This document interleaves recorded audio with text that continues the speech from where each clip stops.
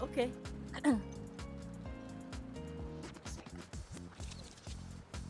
Hello, guys. Hello. Oh. Hi.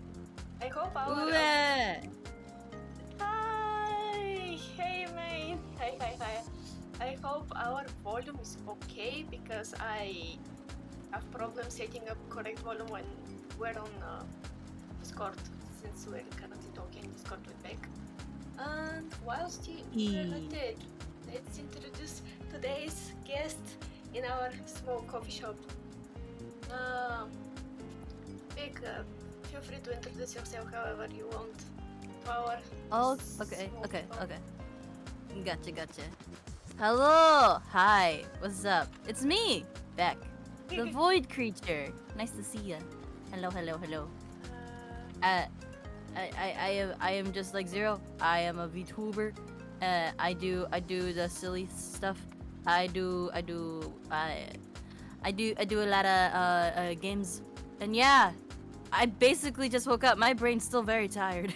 I'm really sorry for the time. It's so sad with everybody being in the In different time zones. yeah, and more like me being in different time zone to everybody in our group. But yeah, It's unfortunate. EU moment. yeah, EU moment. Okay, so guys, feel free to check back. I'm gonna Yes, check back. here. Oh my god, there's a white Collab. Yeah, collab.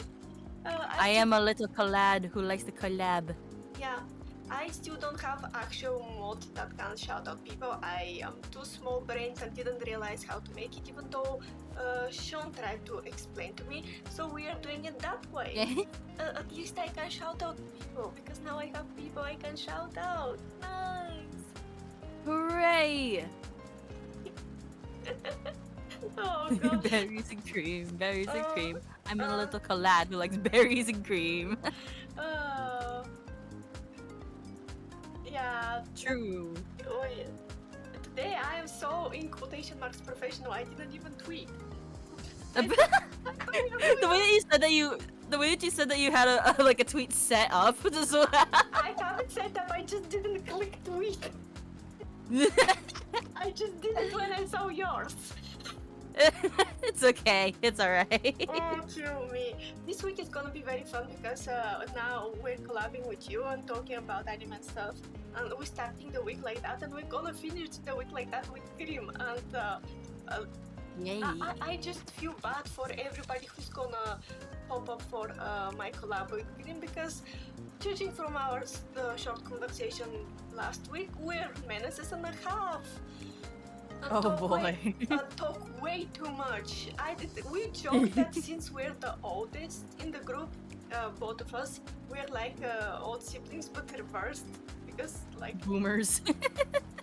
I'm not boomer, but we talked so much. I was like, oh no, was supposed to watch anime together and end up not watching anime.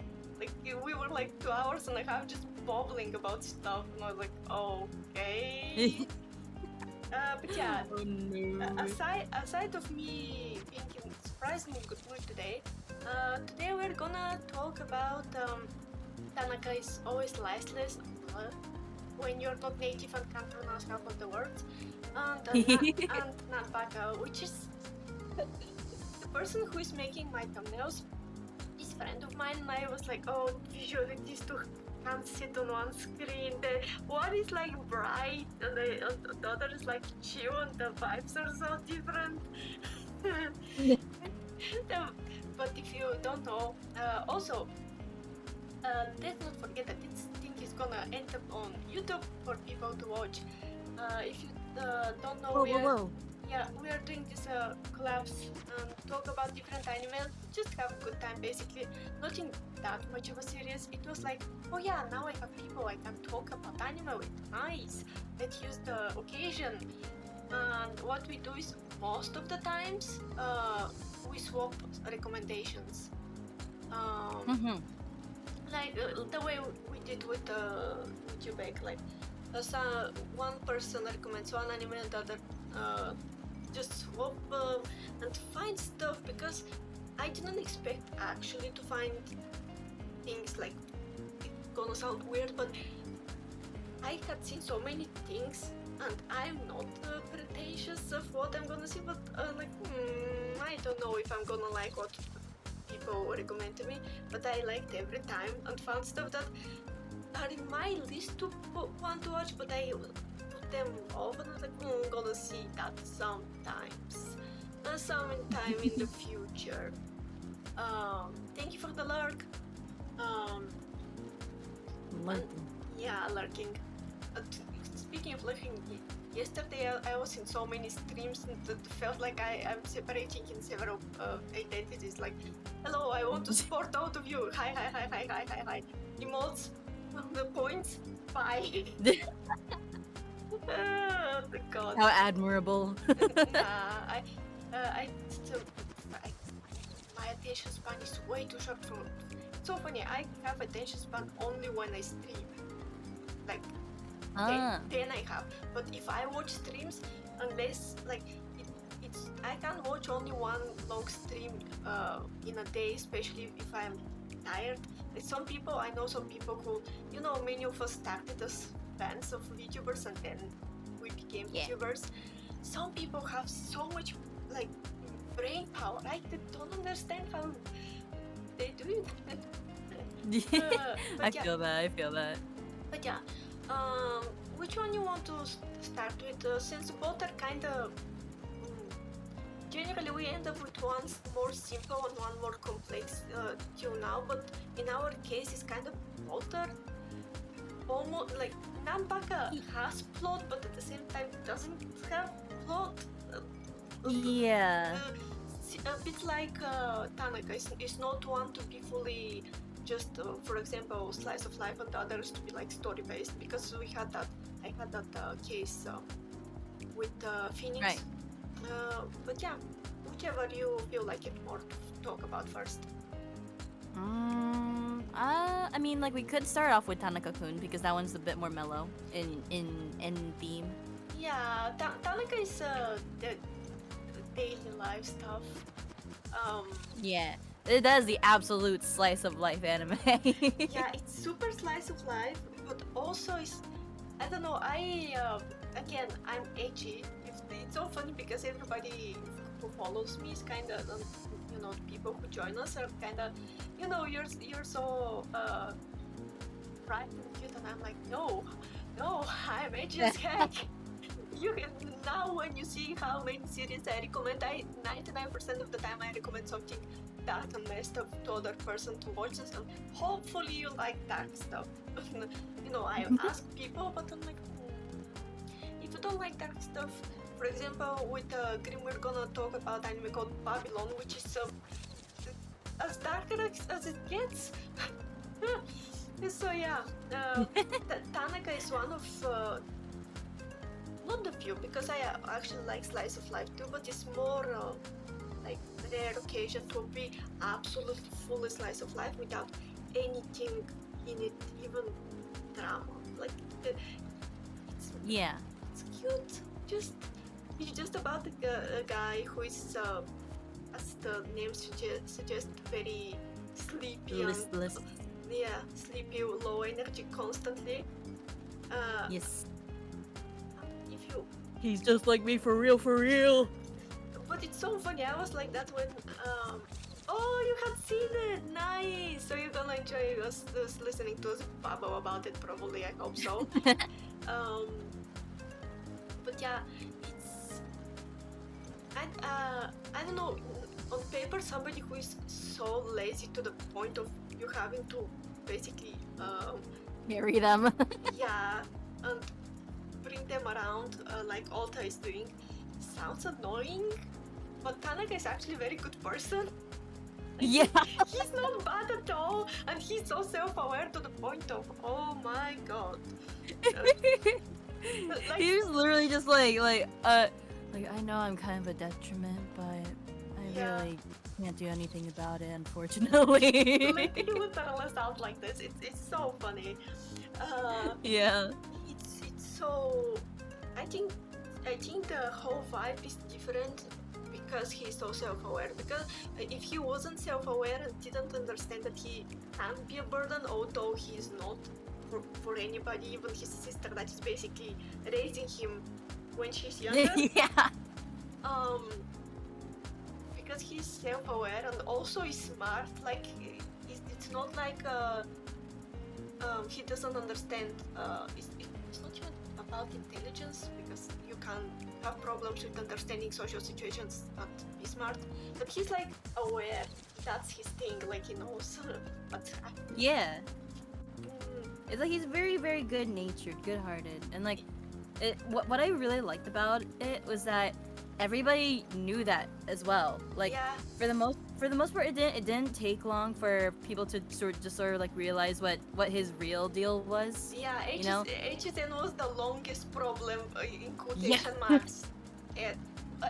But it's funny because HSN is literally the punk version of him in terms that she has one vibe, but inside he's just fluffy good person, and he's the same. Yeah. He looks like so distant and aloof, but he's actually a good person and is quite caring. And she's the same. Yeah. She looks like so aggressive and Yankee type.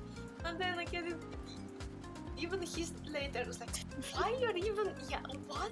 Yeah. Why are you a delinquent? Like how? Why? Nade. Ah. She literally lives in like the most like fluffy household as well. Just Yeah, like there's like a I bunch of found- flowers. I find it. By the way, chat, if I'm a bit too loud, because it seems like I am a bit too loud, at least in my OBS. I'm really worried that I'm either too loud or too quiet. You want me to check? You want me to check? Yeah, please. Okay, give me a sec. Because like I don't know, it's hard to see who is louder and who is not when we work with Discord. I don't want people to have problems listening to me or you.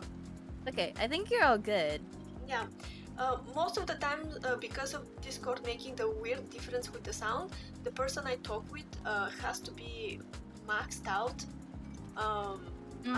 Yeah, but then I end up being unaudible sometimes.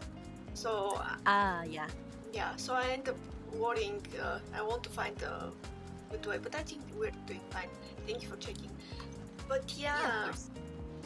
also I find I really like the characterizations. The fact that even Yeah. though she's like cute girl actually and everything, she still calls her mom of Kurama, which is the most delinquent bad boy way of calling your mother. Like, oh Yeah. my god, like. And then her mom just like, oh, don't call me that. It's not cute. It's like, Yeah. Hello. Hi.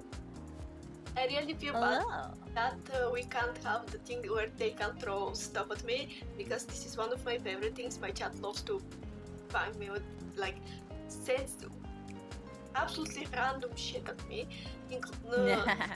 But sadly we can't do it when we're PNGs. Ah, man. Yeah. But I. You gotta add sounds to your sound alerts as well. Oh. Yeah, I mean, I'm not affiliated, so I don't have sound alerts. The ability to make them, I think, that you can't put when you're. Don't say that! Chat! Then why? I am all cozy person. And my chat from the start that I started streaming is I love them very much. But where you see that? I think they just like seeing me lose my mind when they call me that. Flustered. They like to see a flustered. Yep. But speaking of flustered, HSN is just so down bad. Not HSN. I mean, she's kind of Ota or Tanaka, or which one of the two? The episode when she told that they're proposing to her, and it was just Tanaka being lazy to write her name. How lazy You can should change be. your name to Tanaka or Ota. Oh god.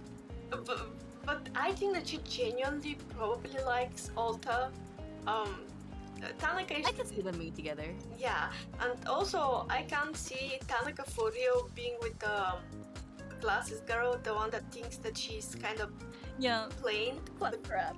Yeah, because also I was really impressed. Is not a right word probably, but like one of the things that he said, one of the many things that he said that point how good of a person he is was the thing where he about Valentine's, where he was, if there is person that will make me make actual effort, I know that that's the person, and I was like, you're a good bean. You,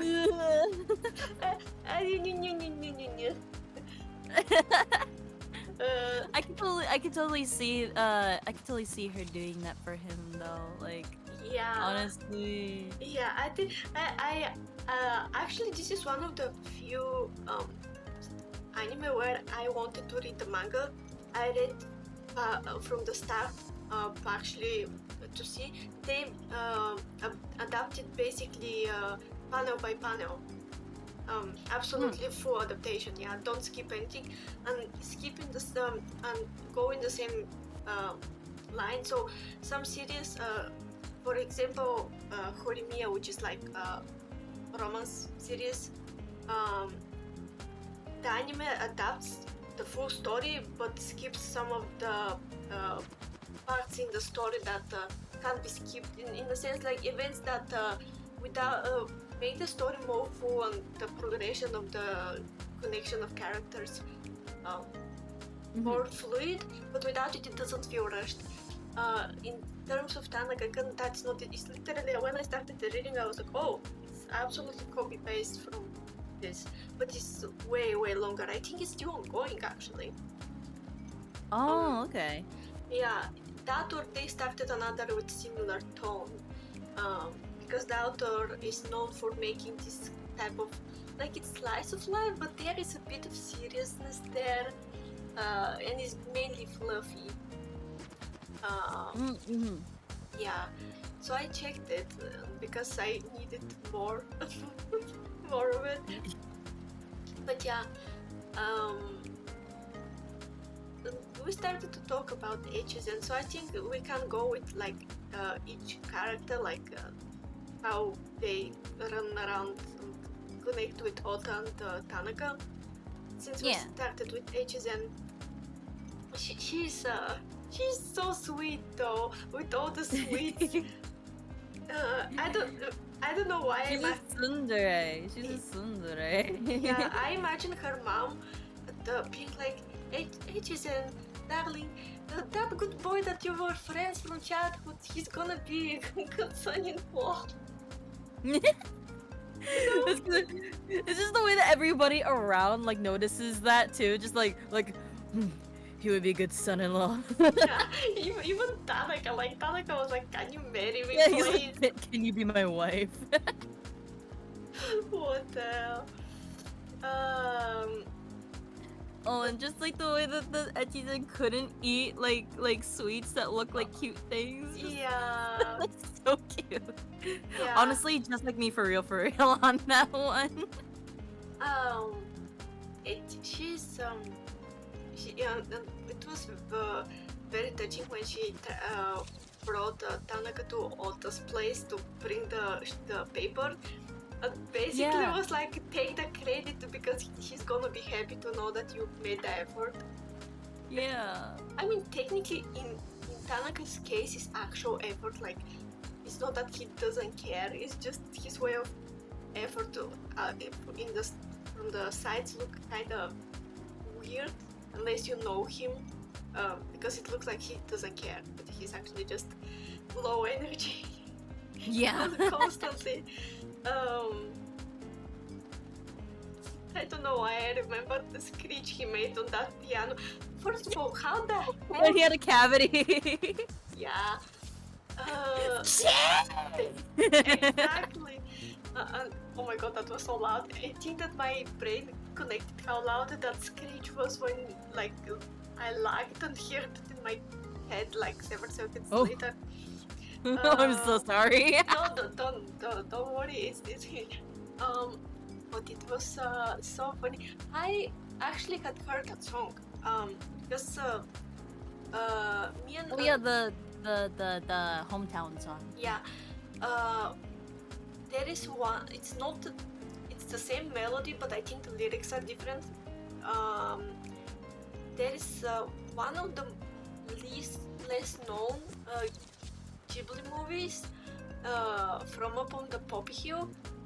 In Yeah. in one of the scenes, the whole school is singing that song in a way to kind of show determination to the headmaster and everybody, because they were going to destroy one of the school buildings. And they sing the same melody, but those absolutely different lyrics. And first time when I heard it, I was like, oh, I know that. Ooh, and I like it a lot actually. I like went about to try to find it, and it's so short because like it's like less than 1 minute. And didn't know the name of it. It was kind of short, but I liked it. What surprised me is that he had the patience to learn how to play piano in the first place, even if he was a kid. Like, Yeah. how? I play piano a bit, and I'm like, how you have the patience to learn that? Like, boy. When you're younger, it's a lot easier to pick up on things when you're younger, even if you don't spend as much time on it. I think is that, and also the fact that he, for real, is just smart. But in his own way. Clearly, he's not that bad at school, even though he's sleeping constantly. Yeah. Oh, that reminds me. So there was something that I wanted to mention. Like, oh yeah, because you said there was something before when we chatted. yeah, when we were talking about yeah. So that whenever like Tanaka-kun was just like trying to finish his work immediately so that he could sleep, I remembered that in high school, like I did the exact same thing. It was in my what was it? It was in my one of my science classes, I remember. And right after that class I had like AP World History or something. Like it was a really difficult class. It had like really difficult tests in it. So I remember one time like I didn't get much sleep because I was studying the whole night. So what I did is that I finished up like the science worksheet that we had to do, and then like I just put my head down on my desk and I started like closing my eyes. And then the teacher came over. I remember this, and he tapped on my desk. Was like Beck, and I was like, yeah, what's up? And then he said, did you do your work? And I said, yeah, I finished the whole worksheet. Here you go. And I slid it over towards him, and he picked it up and he checked it over. And he was like, you got it all correct. Go on, go to sleep. That sounds so much like anime scene. Jesus Christ. Yeah, it was. What I did was that like I actually asked him, like he came over to my desk and he said like are you okay? And I said yeah, I have an AP test like right after this class, so can I just sleep? And then he checked over, and then he said, well, did you do your work? And I said yeah, and then I slid over the sheet and he checked it. It was like, all right, sweet dreams. That's nice. Thank you. That's nice. I do that till this day. I think it's because like I work better when I have less time. In general, and even when I was in uni, like of course you have the whole semester to learn. Like we had scores that were given to us based on attendance, also, and a random test that didn't actually end up in like actual documented like result, but they included it. It was very weird. So you had to be there most of the time, but because I wasn't very fond on what I was studying, I had several lectures that I liked, stuff that I am interested in general, but the rest was just things that my brain was refusing to work with. I was there, but wasn't there, you know.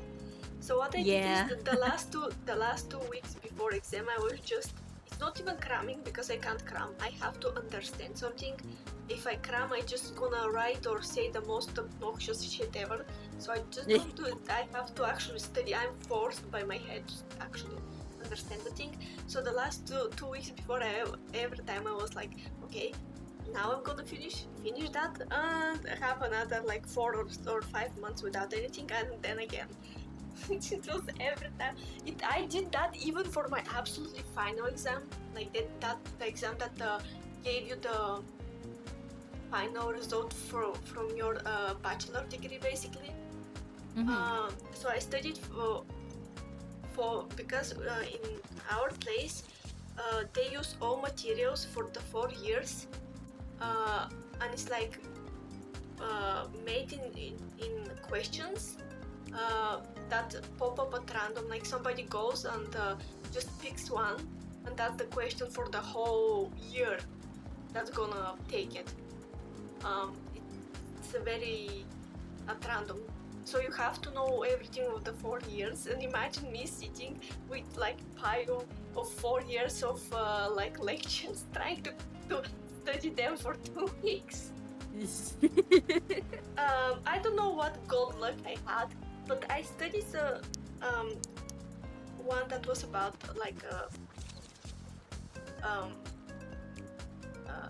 sight, like on the medical side of vision and whatnot. And I read that night before the exam. I was repeating that because it was one of the questions that I barely touched, and it ended up being one of the 2 possible that you can choose from the next day. That explained how I got my bachelor degree. Oh my god. Sorry about the tangent, but that was like, yeah, that last minute forget how. But yeah, I think Tanaka was that. I find it very funny that he tried to answer the question where he had to, I assume, translate something from Japanese to English, but in Romanji. Yeah. and he found it easier to make everybody learn Japanese than he to learn English. Yeah. It was like I know it was like a joke about like him just like taking over the world, but it's just like I don't think he has like the stamina for that. Yeah. No, I think actually he's so with such big desire to not do anything that I think if something will permanently make it so he doesn't have to do anything, he may go to the dark side. True. I think what was it? It was Ota who was just like imagining when Tanaka said something about I just wish that I had a room where it's like prison, and he was like yeah, every single essential is like within like however many centimeters away. And also imagine him in jail, just like don't do crime just so they can live that kind of life, Tanaka, please. Yeah, it was so funny. Also the fact that he was kind of like he himself was concerned that from being babied so much by Oda, he forgot how to get out of his own school. Yeah. It was like even I was concerned. Okay, I need to walk more. Yeah, no, for real. It was like I didn't expect that to happen, to be honest. So yeah. Yeah, he's self-aware. Yeah. He's self-aware, but no, even he didn't expect that. Oh, we talked about Echizen, but which reminds me of Miyano. Oh, Miyano! Boy, that name is so cute, Miyano. Yeah, especially the way Echizen says it with kind of prolonged Miyano. You small fluffy thing. But also how both of them can be like you don't like eyes. Is something not clicking in your head? Both of them are so clueless, I swear to God. I know. the way Miyano became like Tanaka 2.0 out of that imagination thing, like The fear. Yeah, she's like, mascots are going to kill humanity, and I'm the only one who can do it. Oh wait a minute, no, they're just short like me. Okay. That was so cute. I felt that though. I was wondering how tall is Tanaka? Miyano? No, Tanaka, Tanaka. because even he looks tall compared to her. That's true, yeah. I Like- mean, everybody looks tall compared to her. Yeah, that's true. But for example, the girl that I forgot her name with the glasses. I'm sorry, I'm very bad. Shiraishi. Shiraishi. Shiraishi looks like average height, like for a girl, and a bit shorter than Tanaka. Even still, like, and Tanaka is not that much shorter than Ota. It's just that these three are kind of out of nowhere tall, and then it's HSN. HSN is just Ota 2.0. HSN Oh. is. I just looked it up. So Tanaka is 167 centimeters. Oh, he's actually not that. Yeah. And for you Americans like me, he's 5'6". Wait a bit, chat is asking. We're talking about Tanaka-kan is always listless. And also the next one we're gonna talk about is Nanbaka. Nanbaka. Yeah. But yeah, right now we're talking about Tanaka-kun is always listless. Yeah. Or Tanaka-kun wa itsumo keraru get. Yeah, get. For the people, since we're talking about height, everybody I think knows about this, but I'm 4'11". Oh, Miyano is actually shorter than you. Miyano is hold on, sorry. I'm trying to look it up. I mean, I found it, but okay, so Miyano is 141 centimeters. I am 150, which is Oh. 4'11". Yeah. Okay, and she's 4'8". I learned the food version because so many people I talk to are with the different American. yeah. And I'm like, at one point I knew some other measurements also in other ways to say them, because I talked with so many people that are not European that I was like, okay, I'm tired of having to check every time when somebody asks me.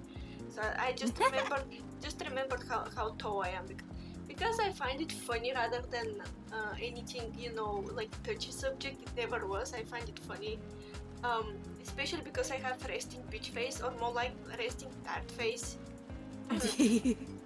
Like I look like I'm angry at somebody constantly, or don't want anybody to do anything with me.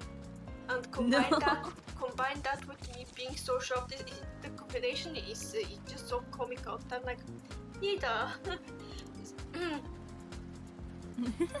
but yeah, so it makes sense why she looks so ridiculously small compared to them. Like, it's not that they're that tall, it's that she's way shorter. And they're what, 9th grade? I think they're 9th grade. Yeah. Oh, I mean, they're technically 10th grade, I guess you could say. Because they're first years in Japanese high school, and 3 years. Yeah, actually, because their sisters are both in 8th grade. That's why I assumed that they're at 9th, but they're just 2 years older. Oh, I thought they were 1 year younger. Yeah, that's why I got confused and thought that they're 9th grade. So that would make the younger sisters in 9th grade. Yeah, but everybody else in 10th.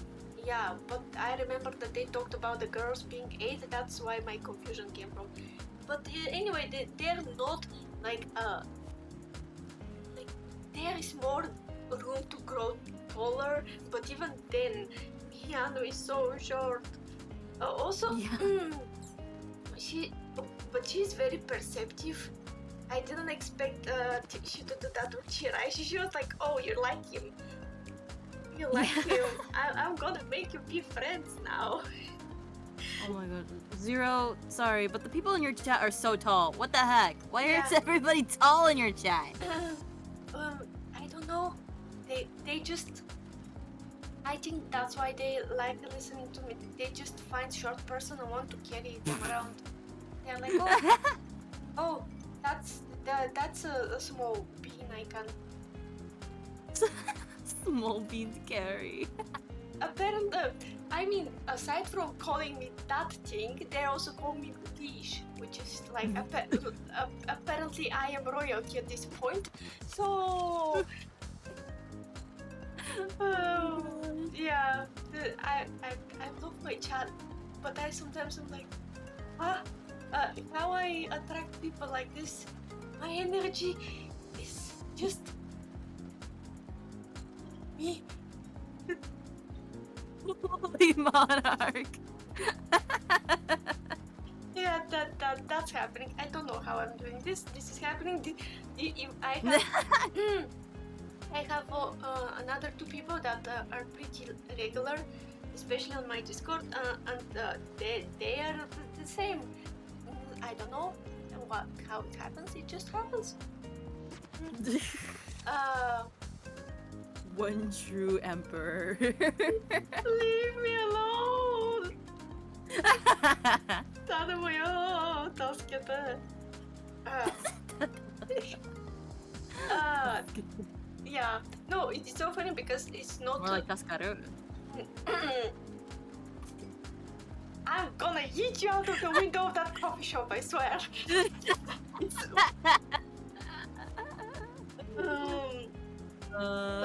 But yeah, I was very surprised that she realized what's happening.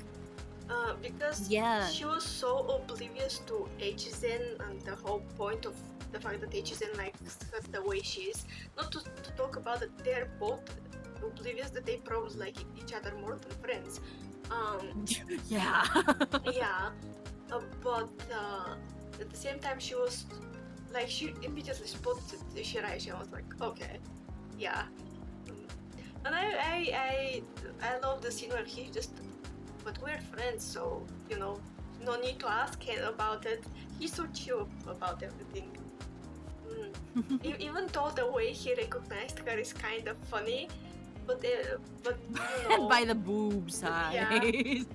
Yeah, but at the same time, like what they told her is correct. Like her friends were not against, like didn't find anything weird in the fact that she's wearing glasses out of nowhere. They were like, yeah, your eyesight is important. Like, of course. Yeah, your health is important. Yeah, and out of everything that she changed, so she can fit better in her high school life. The only thing that technically, I'm sorry, I need to cough. Oh, no problem. The only thing that really was like injuring her, so to speak, was the fact that she actually felt very bad with the without her glasses and with just contacts. The rest is, you know, her more being shy about wearing short skirt and the hair being, you know, too girly for what she's used to. But the eyes is actually thing that you should fix because like you don't want to lose your eyesight. As fellow glasses person, who's wearing glasses for the past 200 years. Yeah, your eyes are important. If you don't want to end up like me having to watch your screen from like 3 fingers space, if you play there some games that I play, especially because I play many indie games and old stuff, they don't have the ability to like enlarge the screen. It's either they're hyper small or get the whole screen, and I have only one, so I can't do that. So I have to basically be like 2 centimeters of the screen to attempt to read something. It's very funny. I have an enormous screen, 23 inches screen. Oh my god. Yeah, but I have to fit everything in it, which actually is kind of hard when you know have everything. Currently, it's very. One of the reasons I love chats. One, I love to chat with you guys. I love anime. Clearly, I'm borderline obsessed. And then I don't have, and then also there is space because I have just OBS and Discord open. And most of the time I have 4 or 5 things open at once, which is one of the reasons why my PC is crashing. But yeah, Shiraishi is very, like, on the very relatable character, I think. Because she's, trying to get better. And it's not that she's fake, it's just a kind of a bit upgrade. But then again, it's not like I feel like she didn't realize that she has friends. A bit in the series, because it was like, oh, I was a lonely person, before. But then the 2 girls are with her, and yeah. I really like how they wanted to support her with liking somebody, but didn't pry in it, like didn't ask more. Were like, oh, if you need to talk, we're here. But because most of the times in series, the friends try to figure it out, but they didn't. I don't know why. I found that very cute and kind of, oh, they're nice. Oh. But yeah, Miyano, Ichizen, am I missing somebody? The sisters in general. Boy, yeah, the sisters Rino. The sisters are so fun. The sisters are...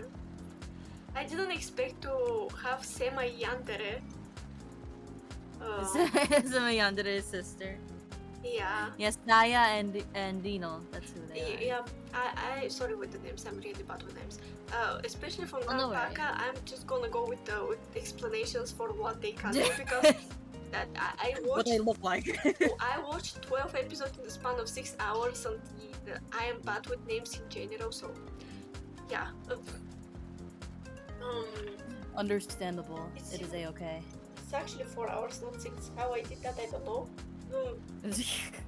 I will rewatch it to experience it more in calmness, but I really liked it, so we're gonna start to talk about it in a bit. But about the sisters, they're kind of interesting case of being also polar opposite, because Hanaka's sister is, aside from her obsession with Hanaka himself, she's kind of deadpan, but also outspoken, and she doesn't care. Like she was nice to Alta, even though she didn't like him, but she's at the same time outspoken.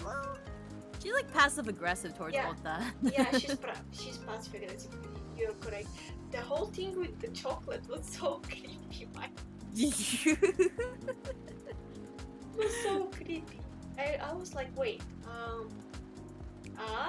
It started getting like borderline into like the weird like anime INCEST area, but honestly, like they barely scraped it, so it's like Yeah, it could be seen as just like a little sister being like, don't take away my brother's attention, only I get his attention kind of thing, I think that they solely went on that road. Like it's not even a scraping, it's more like a quirk of her, because the anime itself is with such a vibe that it just kind of doesn't pass as more than that. Oh yeah, you help him more than me, and I want to help him the most. yeah.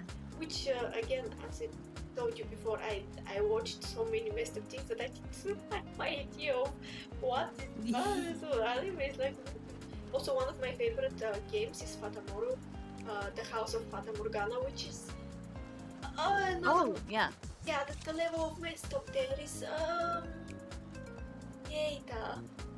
I want to someday play because the game has kind of continuation with other characters. I want someday to play Dodo. I can't make it justice with my poor voice acting. But that game is way too good. That thing is godlike tier level. What the hell? But yeah, I like very dark stuff. So just it didn't even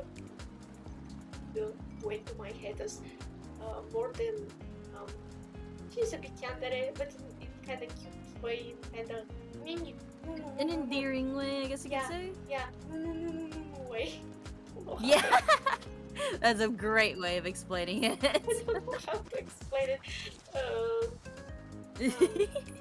You know, is the poor girl is so shy. I think it's almost like she's anxious rather than shy. She was like, oh my god. But she also kind of liked the Tanaka, which was very funny. I was like, no way she's gonna like him. When they first met.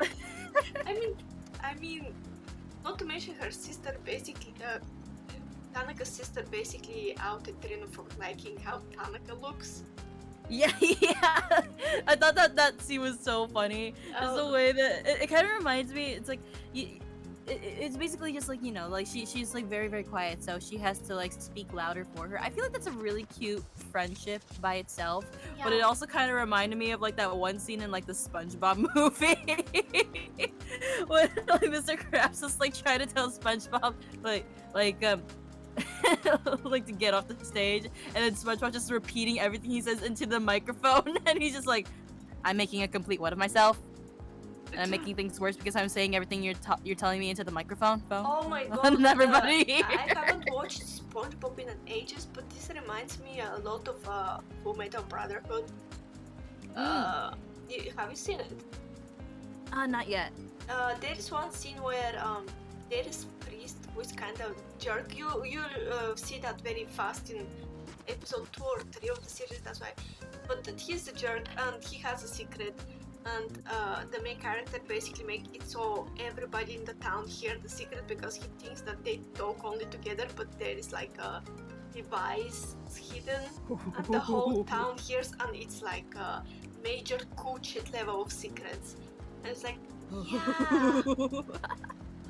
So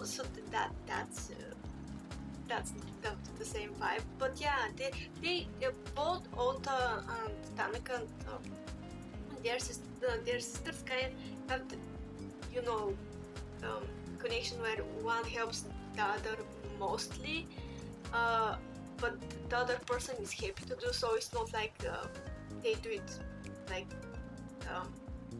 in a way of using them, you know, because Tanaka Gorilla levels. Yeah, Tanaka is Tanaka, but at the same time he's like, oh yeah, thank you for everything because I literally can't exist without you. Yeah. When he had to help him, it was so like, I want to help, but I just realized that I can't help people. Oops. Oopsie. And the swimming right. The swimming thing was very funny because it ended up both Ota and Tanaka being so tired. Yeah. It was like, we're just gonna wait for somebody else to move us. They're just sitting like that shop with the ice cream and sitting on the floor. I'm like, yeah, I don't have energy either. Just gonna sit here, flopped, waiting. Yeah. I actually very much appreciate like their design is simple, but I don't know. I find the fact that Ota has long hair very cute. I don't know. I just find it interesting that he's just with long hair. There are many characters in anime that are with long hair, but for some reason, when I first watched it, I was like, oh, that's so nice. I don't know, maybe because the context is not fantasy or anything else. So the long hair is just a random guy deciding to keep his hair long, which is very cool. Yeah. It's supposed to be like mostly realistic, like a realistic setting. So yeah. Yeah. And what was that? Oh god, I just realized that I combined the two things that have nothing with each other and made memory of my. Okay, I'm gonna explain that to you later. I'm gonna explain that to you later in DMs. It's gonna be funny. Okay. All right. Okay. But you know, just a lot of Tanaka-kun, just like it felt really sort of like the good elements of like a high school slice of life, where it's just like natsukashi, like in a lot of different moments. Yeah. So superior. I'm gonna be dethroned apparently. My Hmm? chat is Sus? thinking that I'm sus. Um, Shush. What are you thinking? What's in your mind? coffee. I know that it's a thing that you're gonna just tell me later in DMs, but sus. Yeah. I like Tanaka.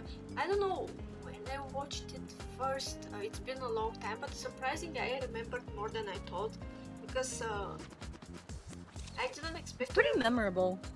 Yeah, I think it's when you watch it, like you remember while you go. Because I knew that some details just were a bit blurry, but it's been a really long time since I last watched it. It's very like it still has feeling of movement. I was explaining that to somebody one of the first times when I watched it about the opening. Even though you know Tanaka and the whole series is wholesome, like it's happy, at the same time I don't know, like the fact that at the end he's waking up and seeing so many people. Have you noticed the lyrics of the opening? I don't think I actually looked at the lyrics quite yet. No. Yeah. When you can, if you want, of course, you can check them. The lyrics sound, at least to me, like he's singing, which explains why the moment when he wakes up and looks at all the people, it's very sweet moment, and it brings one like pinch of not sadness, but like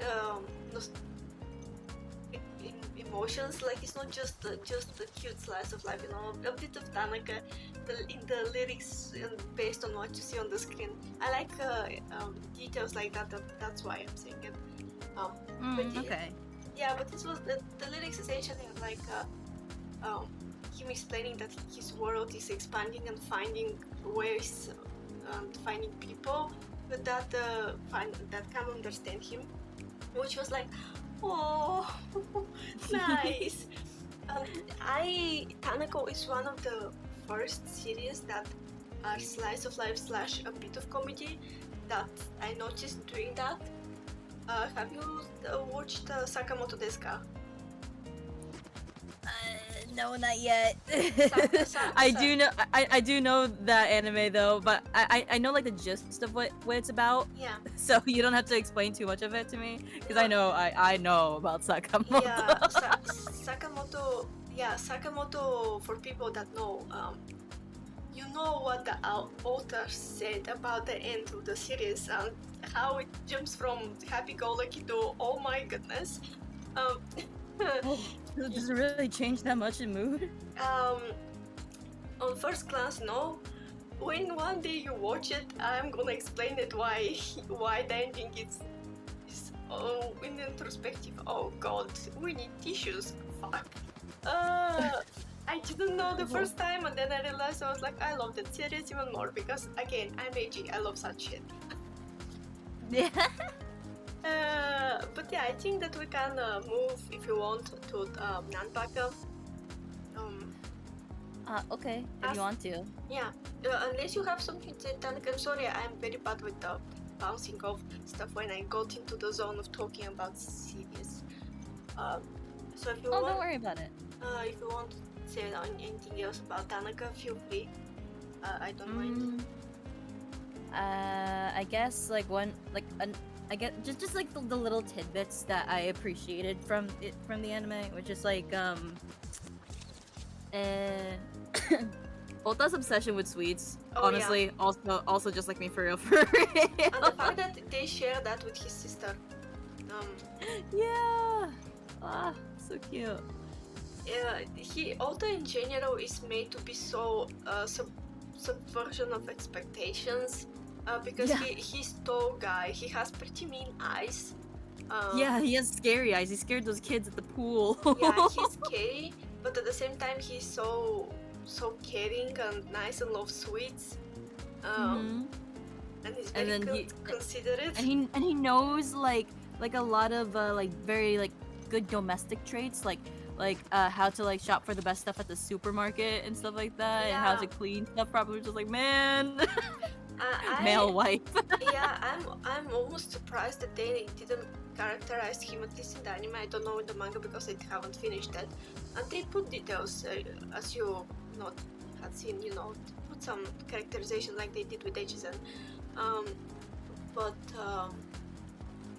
I was surprised that they didn't put his character story, so to speak, the fact that his mother is single mother or something, because the way he is implies something like that, like he's the mama's boy that had to take care of the house by himself, if she, that type of thing. Right, yeah. But then again, they did that for Tanaka, and I was like, oh, okay. I understand that it's not in all cases bad that their parents work a lot, like they're okay, but at the same time it's like, ooh, small detail, ooh, okay. I mean, to be fair, like parents working abroad and like the kids staying like by themselves it's like a fairly normal thing in Japan.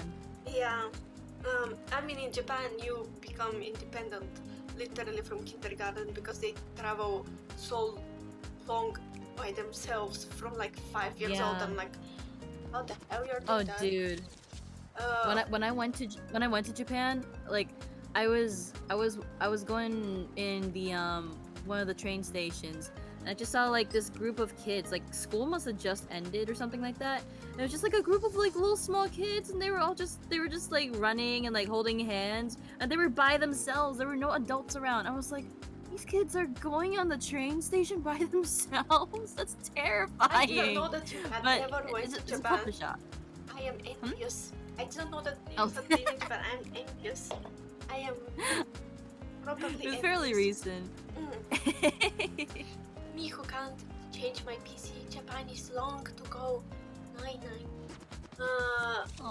But yeah, they're very independent in general. Like I think part of the thing is that people know that most of the crimes are really low there. Like there are specific crimes that are over the top compared to other countries, but the day-to-day life crimes that would be dangerous for most cases are very low. So it, yeah, again, it's gone. I can't imagine that happening where I live because, like, oh God, no. But yeah, it's normal, but I just didn't expect it for some reason. The characterization of Tanaka, I expected it more to be something with Dota. But yeah. So I think it's actually we're like a clock. It's literally 1 hour. About an hour. One more second. Hey, 1 hour! Yeah. And I was now we are an hour in. Yeah, I was thinking, we don't have like a set time since I have more time where I can talk normally. As many of you know, I have to keep quiet for some time unless I want people to basically destroy my internet again. Oops. Yeah. That emote is just so. Oh, why you're using that emote, chat? I just, I'm hearing your screech back when I see that. Why? What do you mean? I don't know. It looks like it's gonna make that sound. Which one? The last emote that my nib honor. Oh, the pog. The pog. Exactly. But yeah, I think we can start to talk about Nanbaka.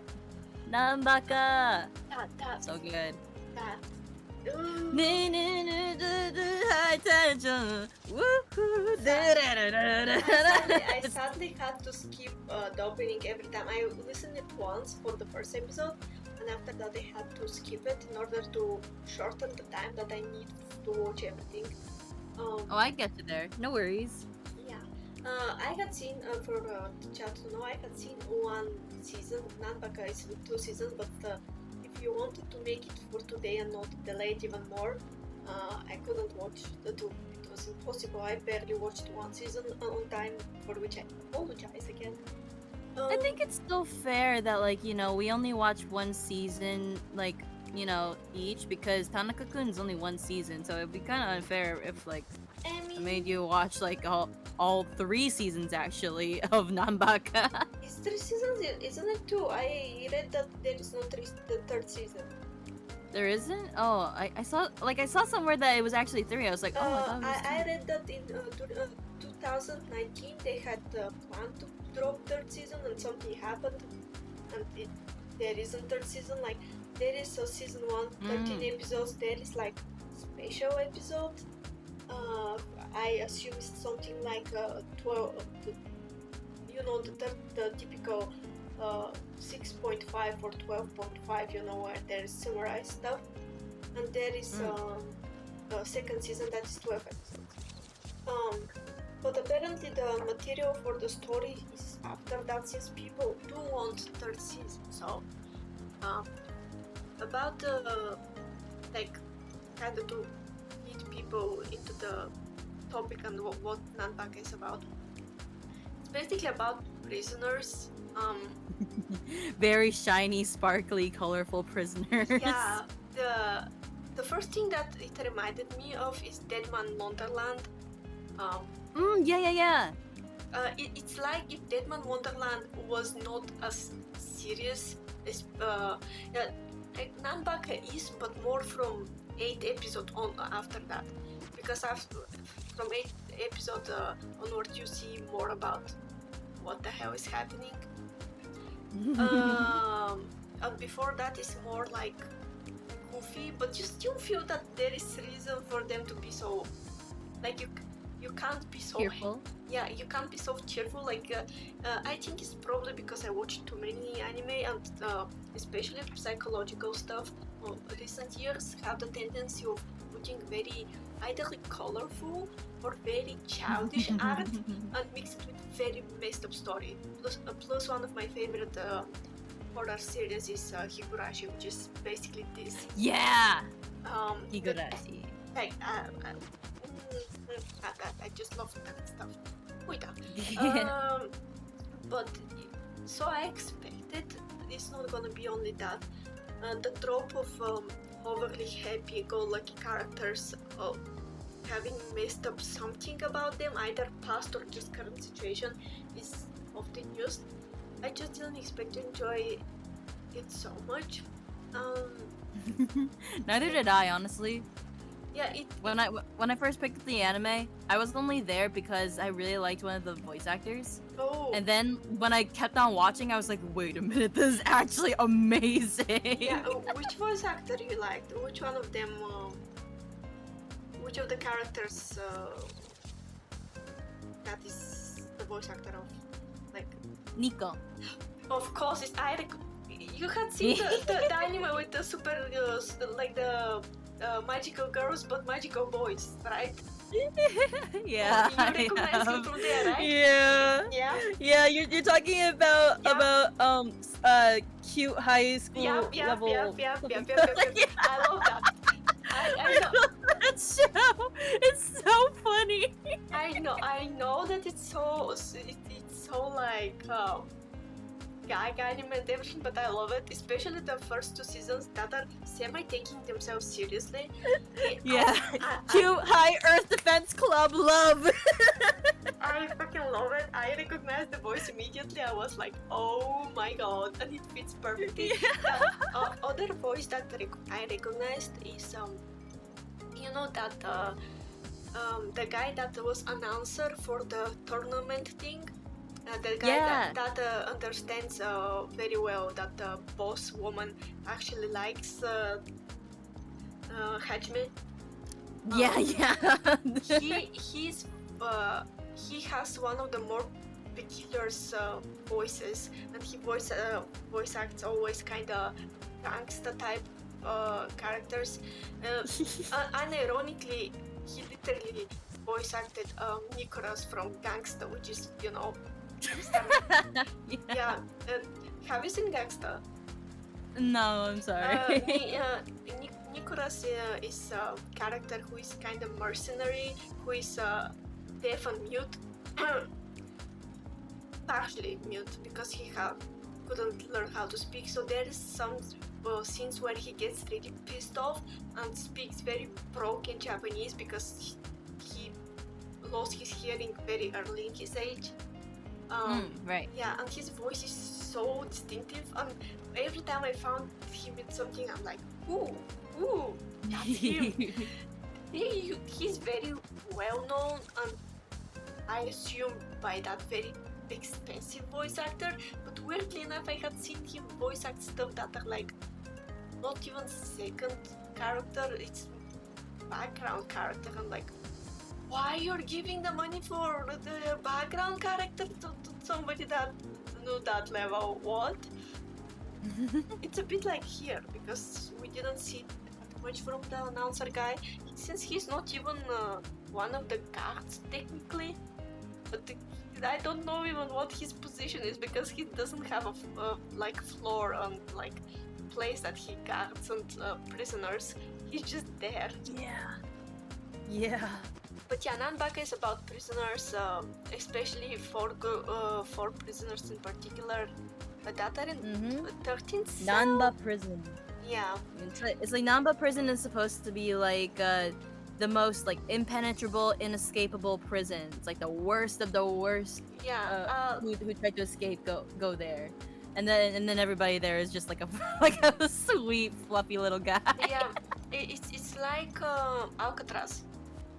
Yeah, it's Alcatraz, except like 0 escapes. Yeah. And it's so funny because when you start watching the anime, the first thing is like Hajime talking about it, and then they will run, and you're like, yeah, but they're running. I think actually something that immediately impressed me now that I watched it, I don't remember how I viewed it the first time because I had seen at least the first 3 episodes for sure before. How well they presented everybody that we needed to know about in the first episode before even going to the opening with that escape scene, because we saw that they're kind of silly goofy, everybody including the guards. We saw what they can do, and like the fact that that guy with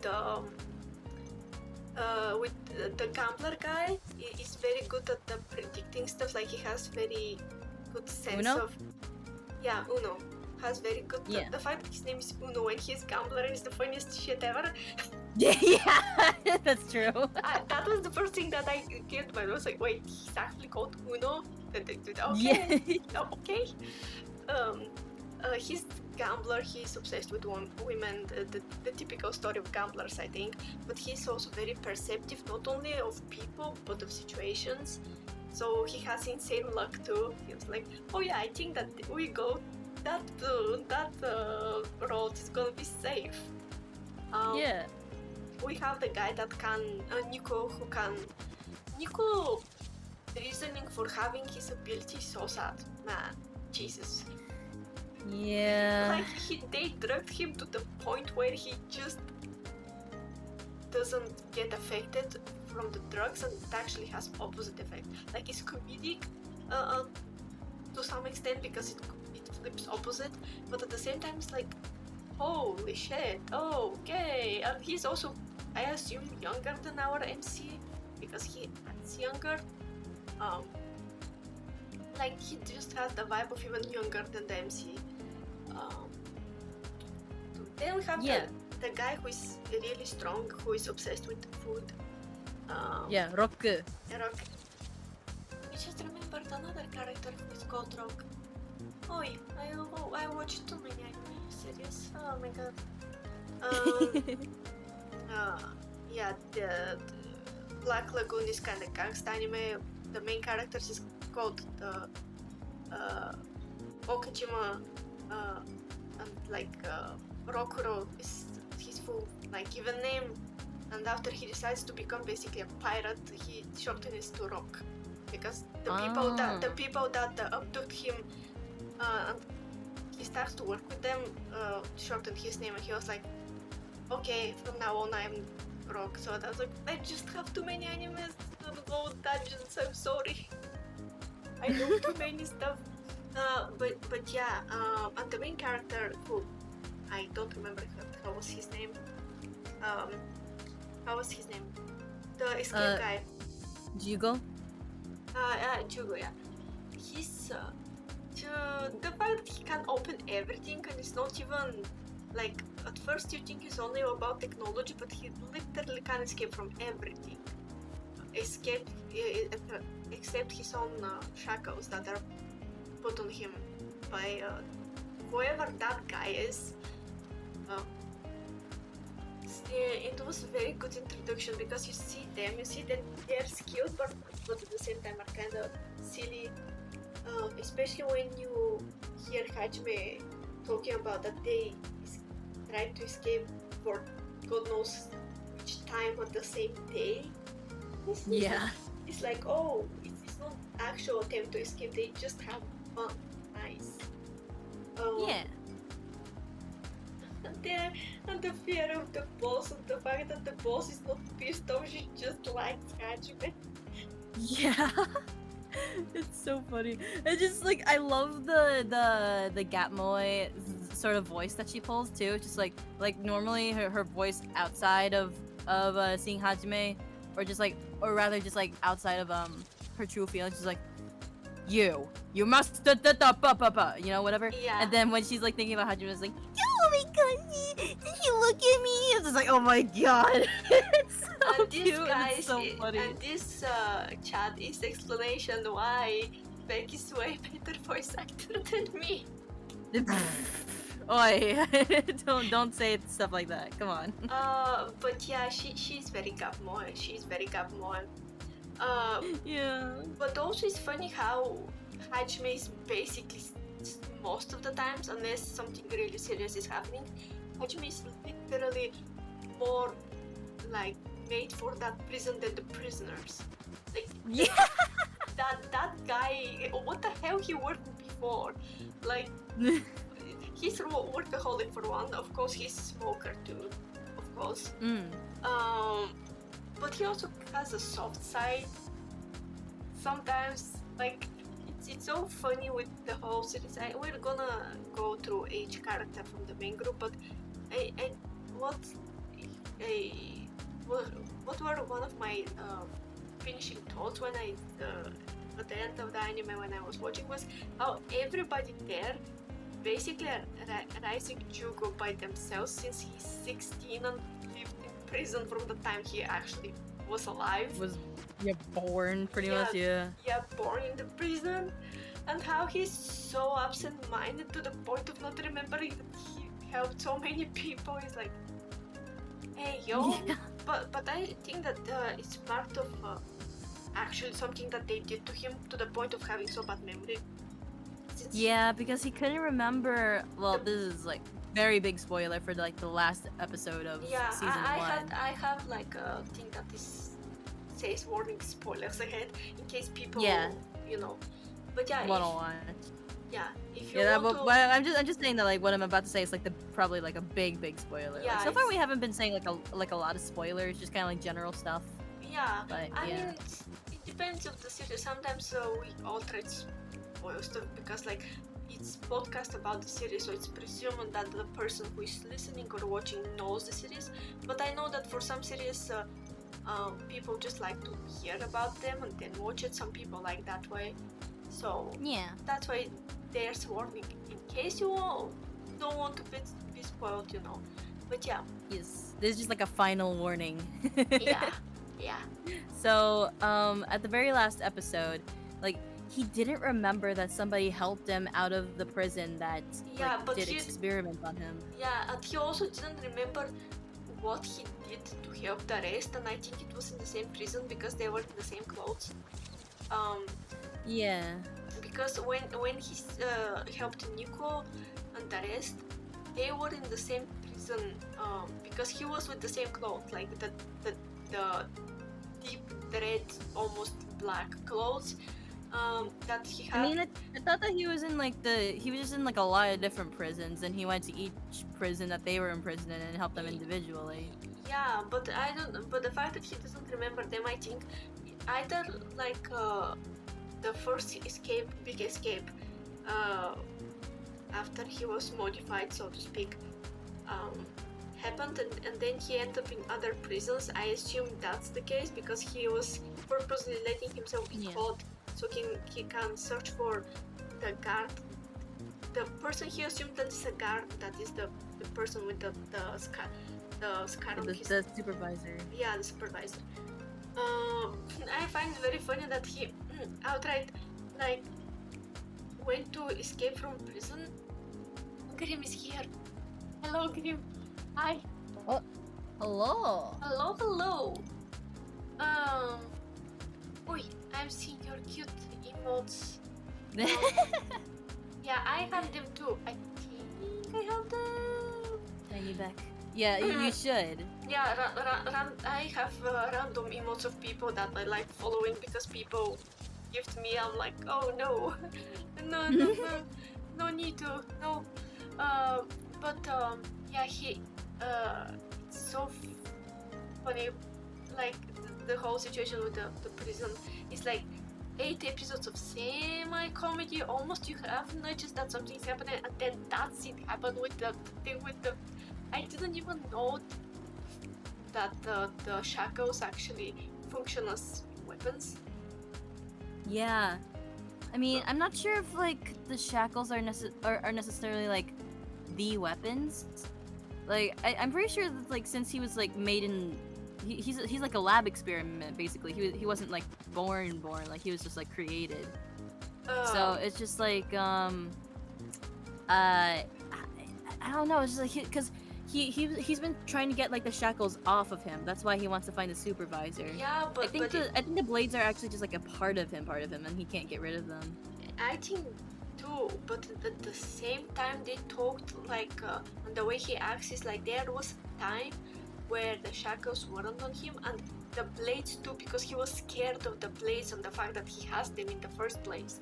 So I think that at the beginning, for some period of time, he was normal human, just good at escape on like basic level. The way how the rest are kind of OP in some stuff.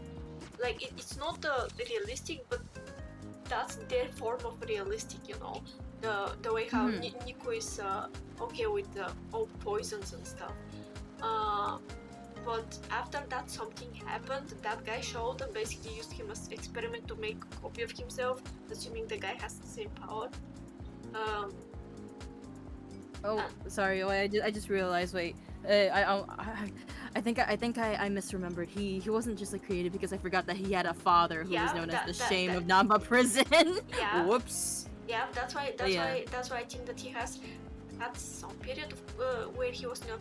Also, there was when Hajime was talking to the woman, like the headmaster woman that likes him, and explained why each of them were so notorious for escaping places.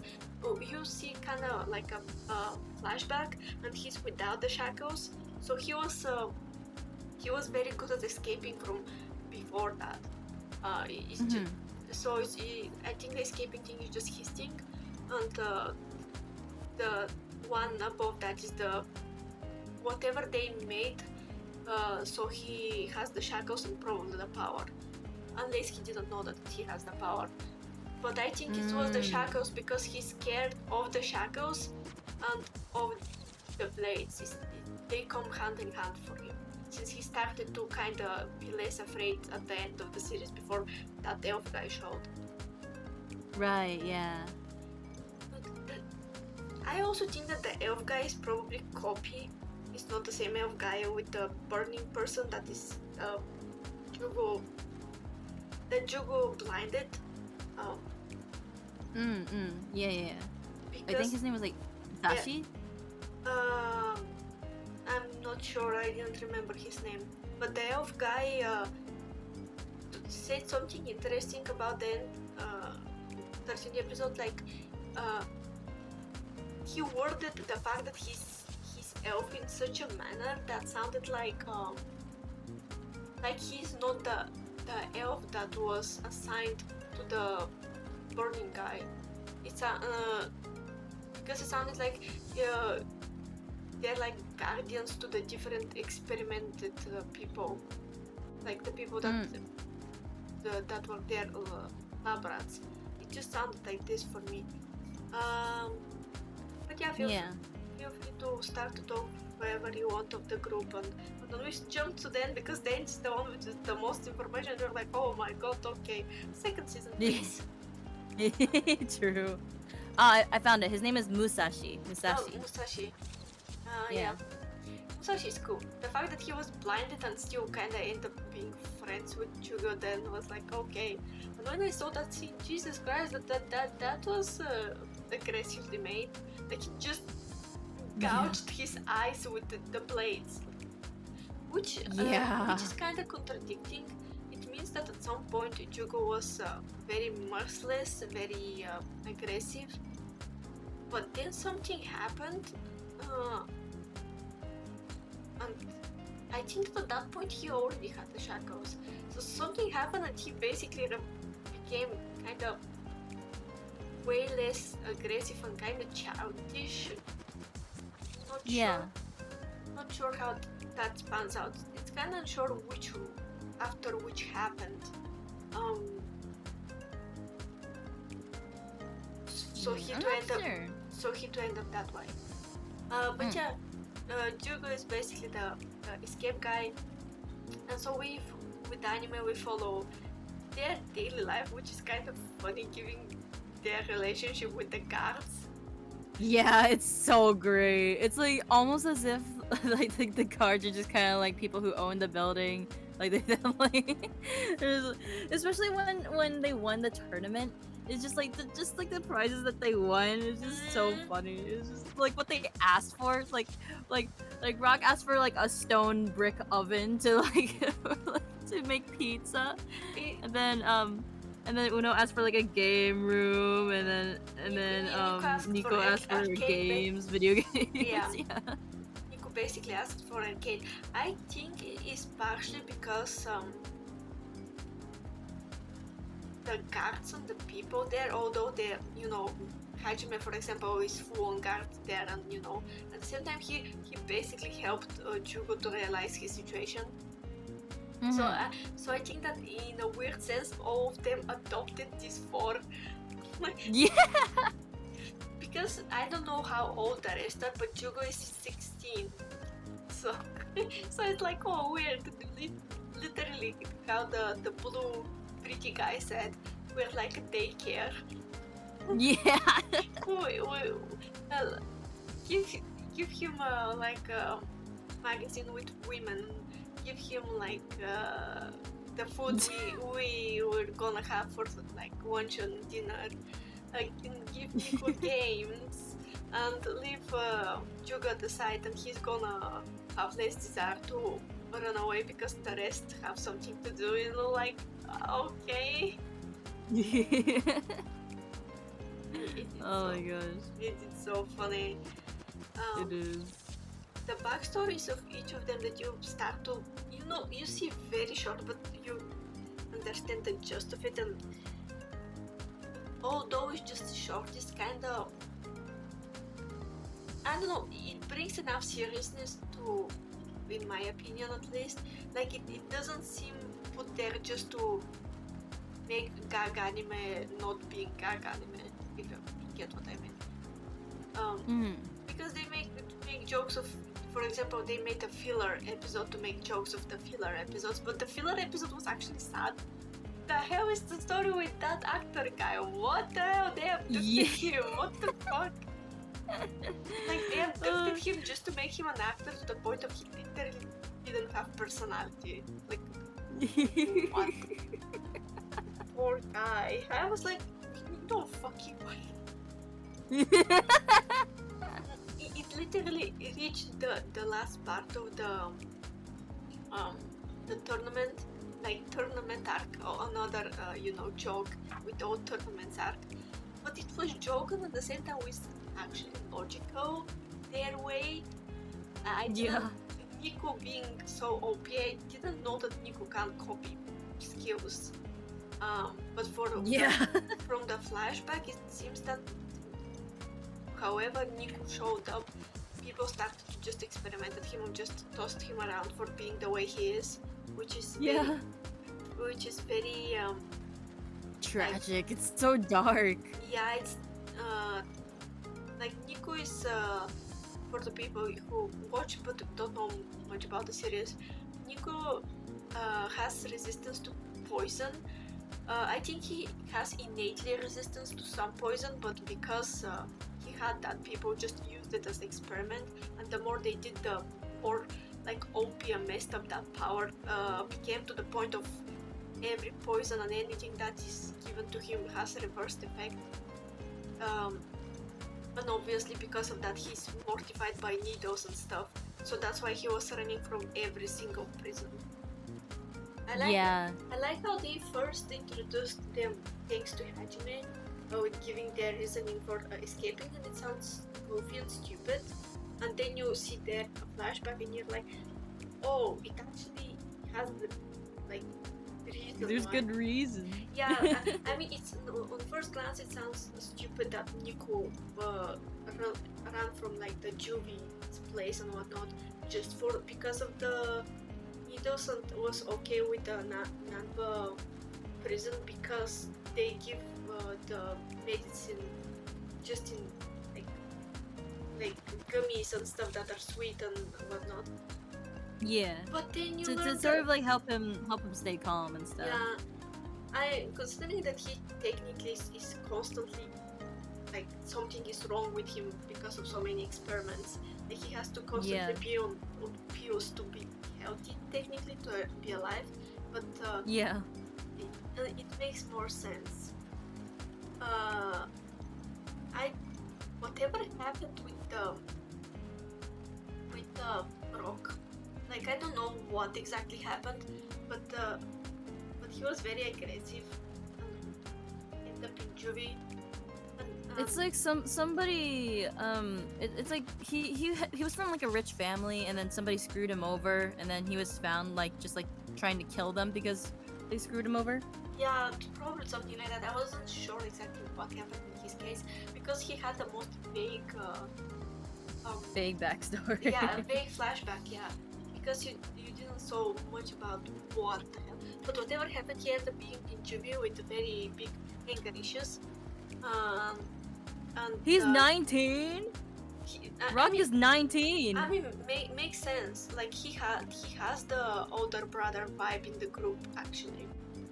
Yeah, but it's just still like the fact that he's that young is what I'm trying to say. I actually find it logical, given I didn't expect Jogo to be 16, but he is. Yeah, and then Uno is 18, and then Nico is also 16. Oh, that's why Nico has a younger vibe. Like, it's not only because he's basically kind of because of the way that they raised him. I think in general he acts like younger even than Jugo. Yeah. He's like an eternal child in a sense. It gives that vibe. But yeah, it makes his sense. childhood was kind of taken away, which is fair. It makes sense why the other two are more like the olders. Like they're technically, more. They're like older brothers. Yeah. And then we have the Gampar guy. Uno. Yeah, Uno. His ability to read people is very cool. I really like it, and especially when he basically used that on Jugo to be like, another of his traits is to go cry by himself, and I was like, oh, that's sad. Yeah.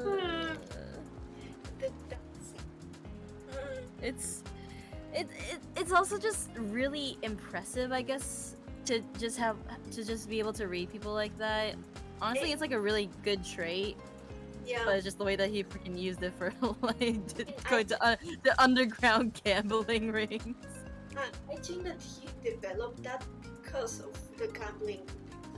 The whole story with the have to be poker faced, and everything is about treating the opponent Yeah. And he basically, the way Niku has a thing for being so resistant to poisons and whatnot, it's just the more they used it, the more OP they became with that. Yeah. And it's so funny, like Nico basically told Juga that thanks to him he can live again, because he basically felt that he's only just existing there as a rat the whole time. And I think that's why he was so obsessed with anything, anime and whatnot, because Yeah. like childhood again. Yeah. The Chinese guy was very funny. The fact that Oh yeah. You mean the one that was like floating? yeah, not the Chinese guy that was fighting Rock. That he was like, Oh. now I understand when you wanted the oven. I'm sorry for making fun of yours. Yeah. Your goal. But it was so nice when they basically gathered everybody to enjoy what they want. It was like, okay. It's so sweet, and it's also just like, what is happening? Yeah, But it's also just very, very sweet. Yeah, it's exactly what the thing that you spoke about. It's like, it's prison, but everybody there, at least majority of the time, is nice, and actually people are nice. Yeah, like good people. They just did crimes. like the even the guards, like the dog guy, the guy that the fact that he became guard so he can actually investigate. Yeah. Bye, Grim. See you later. Oh, bye, Grim. Bye-bye. Hope you survive for work. Yeah. Yeah. I have the habit of moving my hand even when I'm with the 2D model. I constantly forget that I don't have 3D model with hands. I have friends that use 3D models, and like my PC can't run that. It's impossible. But yeah, it's a tidbit of a lore on my part. Used to be wait, how to word it without telling much about the war, but at the same time I want to say something. The war? Wait, did you say war or world? Technically both. What? Oh. Oh, Wow. lore time in the future when I decide to finally record it. Yeah. Lord time. But yeah, experiments be happening, still be happening. Ui. But yeah, the whole vibe of the prison basically rising, those 4 in particular, is very brings that the goofy vibe of the story. And then you reach episode 8 and you see the blades, and you're like, things shifted to serious very fast. Like it became, it went from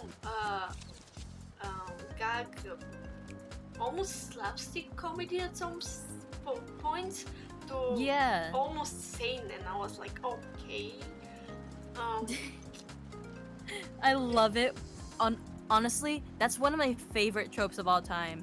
When like a comedy anime or just like something that's usually like very lighthearted and sweet suddenly takes like a more serious turn, and it's just like, wait, what? And it's just like, especially when it's something sad, then it hits like twice as hard because it's like you're not expecting it, and you already love the characters because you know them as like really like these happy people. It's just like they sort of feel more like your own friends at that point. So when you see something sad or bad happen to them, or you learn something about their past that's so sad and bad, it's just like, oh my god. You know, it's like getting to know real people. You know what I mean? Like when you meet people firsthand, you usually meet like, you know, what they want you to see at first. You know, just usually like the people face. And then when you get closer, you get to see like some of the stuff that they've went through, some of the the stuff that they feel that's like not always positive, and it's just like, damn, man. If you like this, if you like this quote-unquote trope, I have two series that I can suggest you. that I think that you're gonna enjoy a lot, especially if you also like the slice of life vibe of Tanaka. The Yeah. first one, you may have seen it. I don't remember what series you had seen, but the first is Katekyo Hitman Reborn. It's OG series. It's OG first.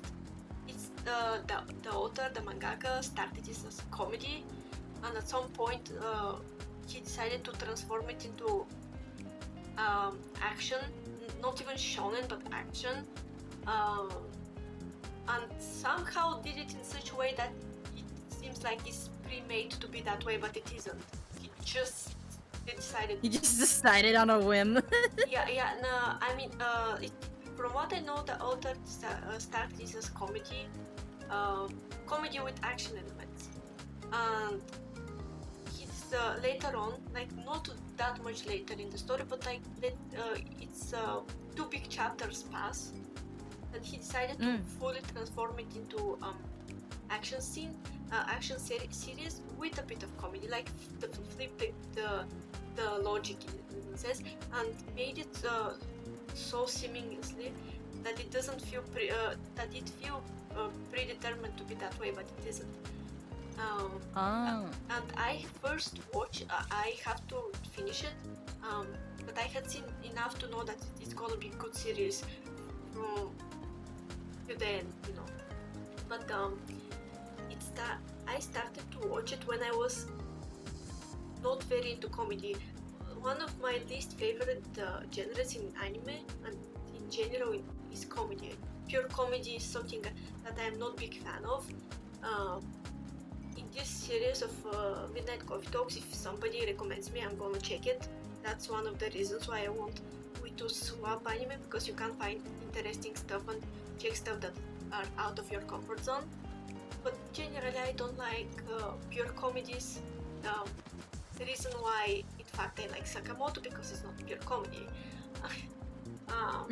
Yeah, but it starts absolutely slapstick, stupid comedy, like the most typical anime trope comedy that you can think of, and it still was enjoyable even though I don't like comedy. And then it changes, and you're already used to the goofy, idiotic main character that makes fun of himself constantly, and you want to just beat the crap out of him because he's too stupid for his own good. And then you see stuff.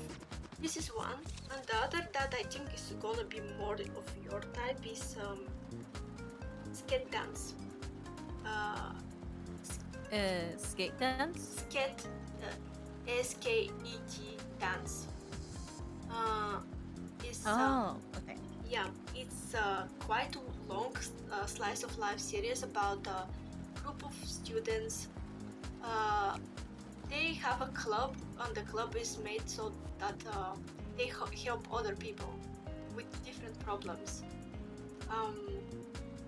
And even though some of the problems of the people are silly, and majority of the anime has more silly vibe, the backstories of the characters are sad to no end, and there are different stories of different people that seek help from them that are serious. Like it's very much like Nanbaka, but just slice of life. I would say slice of life, but there is a woman that beat the crap out of people with the baseball bat because she was like she's the typical very much fiery girl, yeah, that trope of tsundere. I wouldn't even say it's tsundere, but yeah, I think that in Katekyo, I'm not so sure that it's gonna be your cup of tea, but the skate dance for sure is gonna be, especially if you watch a bit. Like, you see the fact that it's mix of serious and comedy from the very start, but the further you go, the more both become kind of mixed simultaneously. Like okay. But yeah, sorry for the tangent, but they clicked in my head immediately, especially Sket Dance. But I started to talk about Katekyo because I didn't remember the name of Sket Dance. I tried Fair. to remember it.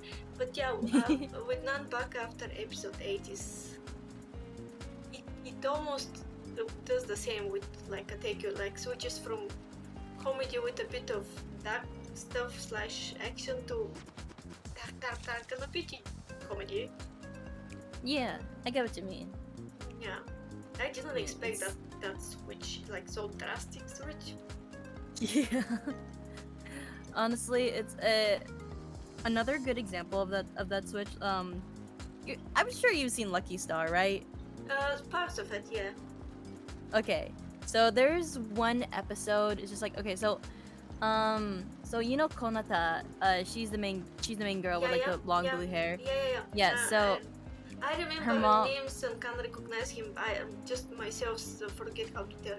If you tell me a name of a character, I'm gonna remember the character. It's the opposite. That's his heart. Oh, okay, got it. Yeah. Yeah, so Konata, she lives with only her dad, right? Yeah. But then the reason for that is because her mom passed away like a long time ago. Oh. Yeah. And then there was one episode when this came out of nowhere. It's like basically her mom's spirit came to visit her and her dad. And then Oh. like you can hear the mom, she's like, "Oh, it's been a while since I visited those two. I wonder how they're doing." And then like she comes back and then you just see them doing like what they normally do, just hanging out because they have like a Oh. really good relationship with each other.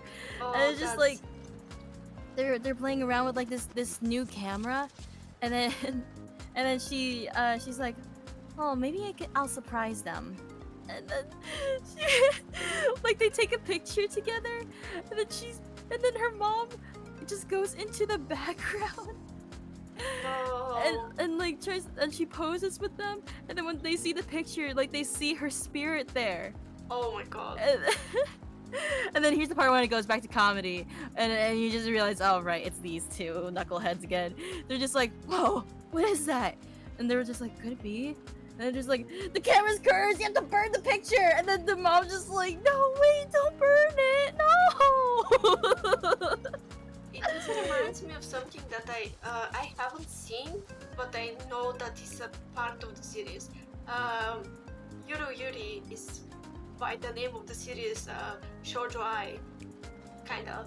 Yeah. And I haven't seen it, but I know that it's mainly cutesy comedy. But randomly out of nowhere, I think it's first or second season. That thing has 4 seasons or 5 seasons. It's very long. I think it's based on Yonkoma, and you know Yonkoma comedy fluff stuff end up being really long. Yeah. But at some point, one of the characters basically has problems eating, but really serious levels of problems eating certain levels, and out of nowhere in the cutie comedy show, and they have like 3 or 4 episodes around that, and everybody worrying about her, and I was like, okay, daijoubu, what the hell? Oh god. But yeah, that's a thing. Anime love doing that, and I like it because, as I told you, like,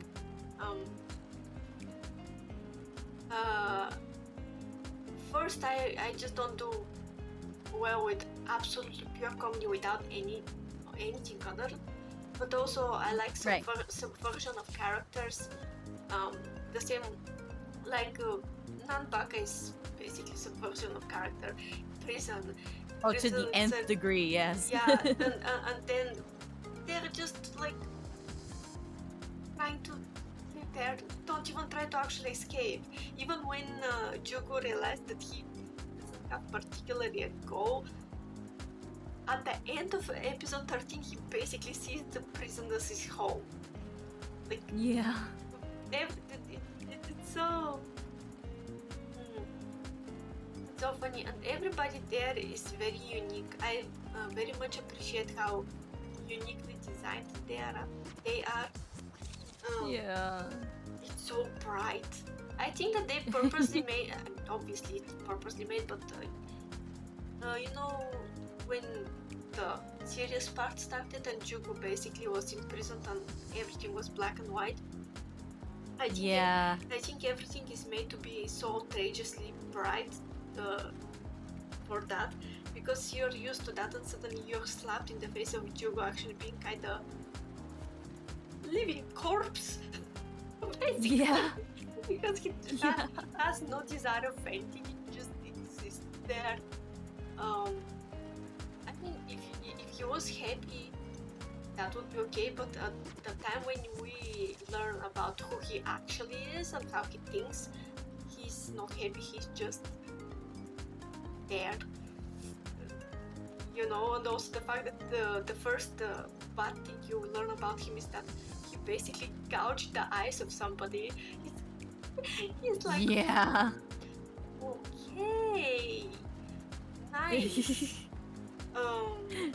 It's like you forget that these guys are also prisoners, like for a reason. yeah, they're prisoners for a reason.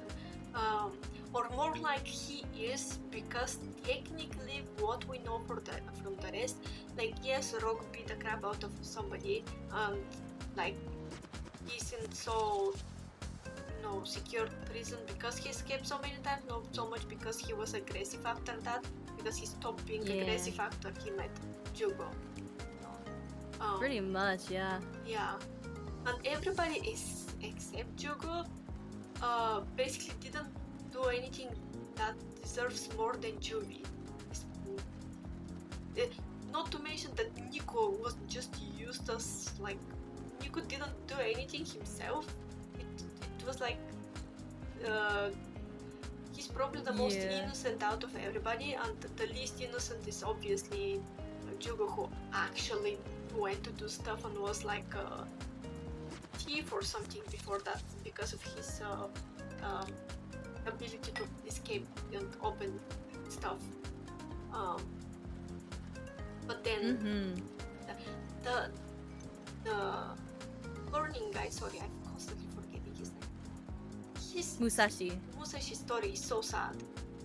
It is. I think Musashi and Nico have the most fucked up story. I mean, Jugo was used as an experiment too, but Musashi, like, didn't even want to. His parents were like, arsoned to death. It's and just for the experiments. Yeah, like the elf guy made that just so people can assume that Musashi made it.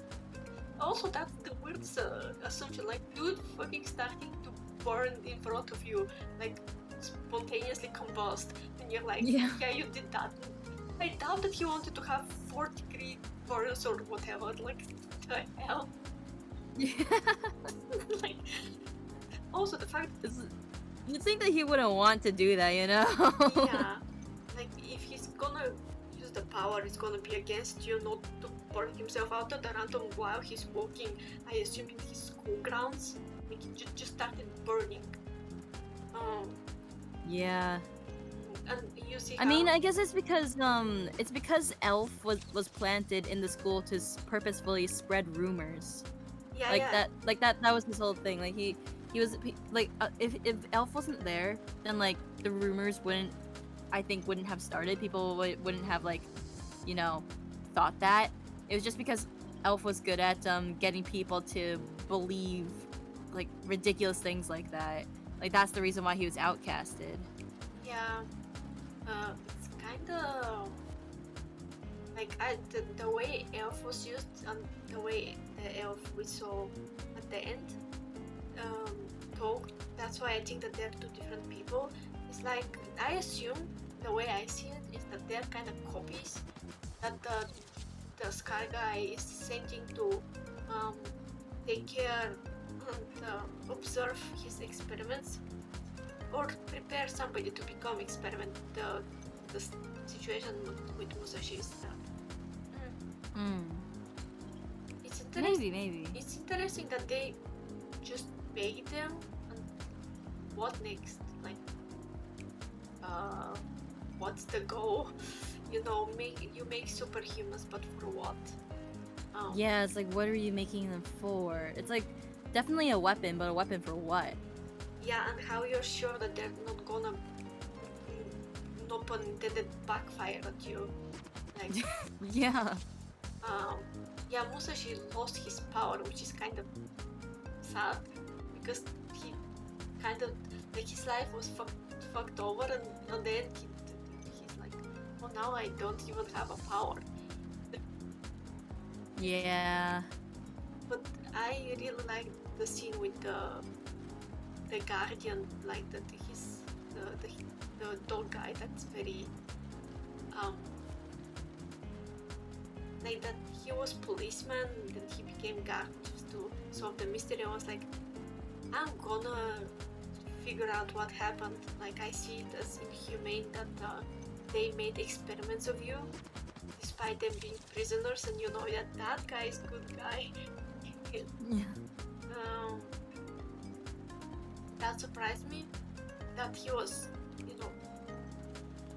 with that level of, like, it's not just blind desire, to go with things to be in order, but it's like, yeah, they treat you the prisoners, like, in humane way. It's immoral.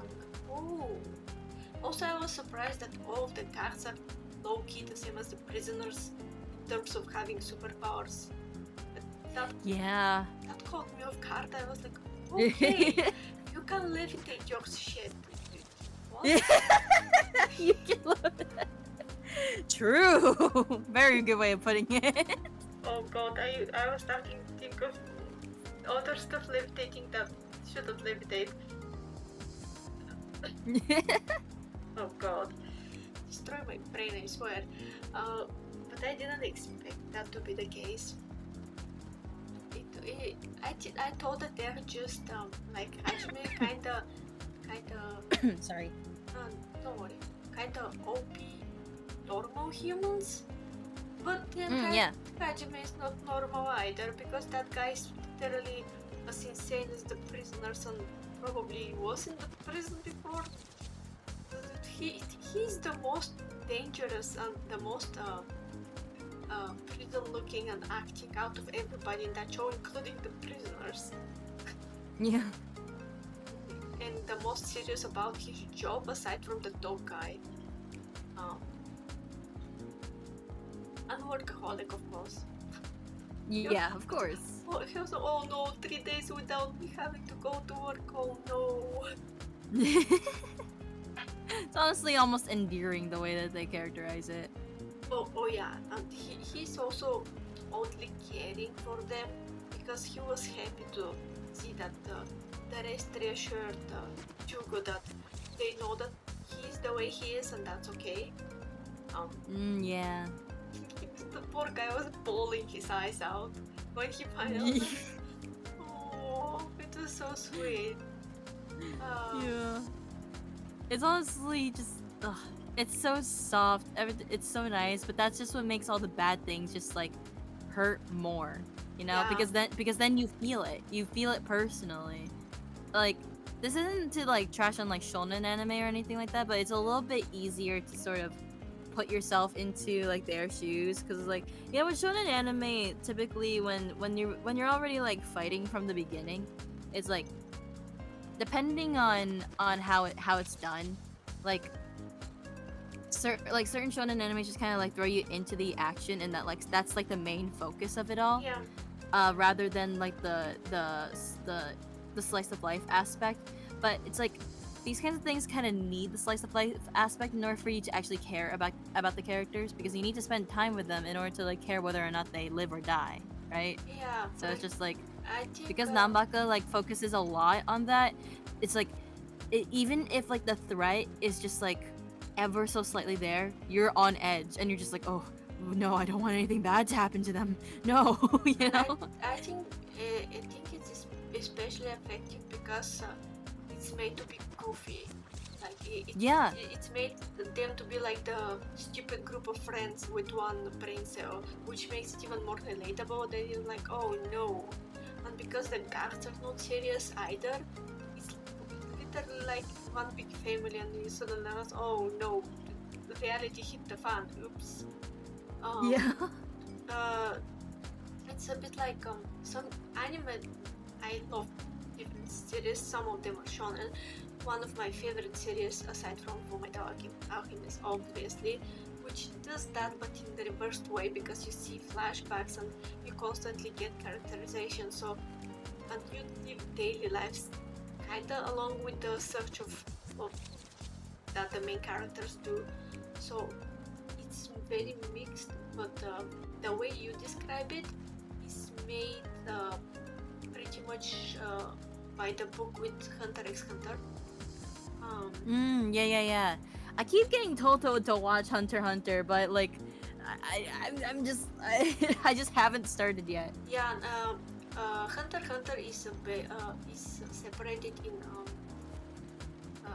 like arcs, and Yeah. the first, like, even though the objective is there to become a hunter at the first arc, and there is action, you spend very much of like time with everybody, not only the main characters, and Yeah. the main characters, like, you get to know them as people, and there are many characters, not only the main cast, that looks one way, acts one way, and are totally opposite. And you spend at least 2 arcs that are pretty much 60 to 70% characterization and daily life, and 30% advancement of the goal and what's happening currently, which makes you feel very close to them, and then shit start to actually hit the fan while you learn about as typical shonen, as the existing fighting system. And when you start to learn about that, it's already when you're very close to them, and of course then shit start to hit the fan, and you're like, oh no. Yeah. And also something that I really like, and people that watch me know, is that I like gray characters. Like, Morally gray. Yeah, because technically each person IRL is morally gray. You're just not fully good or bad person. Like, you can be pretty much almost white gray, but you're still gray. You can't erase every naughty thought in your head, Yeah. And Oh. Sorry, my dog. don't worry. And they do that basically with everybody, including the main cast in Hunter x Hunter. So yeah, I recommend to check it someday. The way I started and finished the anime was, it's 113 episodes, 132, around that, below 150 in any case. That's for the 2011 adaptation. Since yeah, because the old version is like 60 episodes series, and then bunch of OVAs. Yeah. And I finished it in 1 week, I think, or 2. 1 week, 10 days, something like that. I basically watched only that because I liked it so much, and then regretted because it ended too fast. But yeah, Fair. Nanbaka has that, and because things are so goofy and funny when things become serious, and it's not even when they become serious, because it was cool to see Juko use his swords and everything, but the small bits of past when he helped the rest hit very hard, especially for everybody. But as I told many times, like, Nico case is just so sad. The way Nico is so lucky nowadays. Yeah. Could you wait for a bit? Oh, okay. No problem.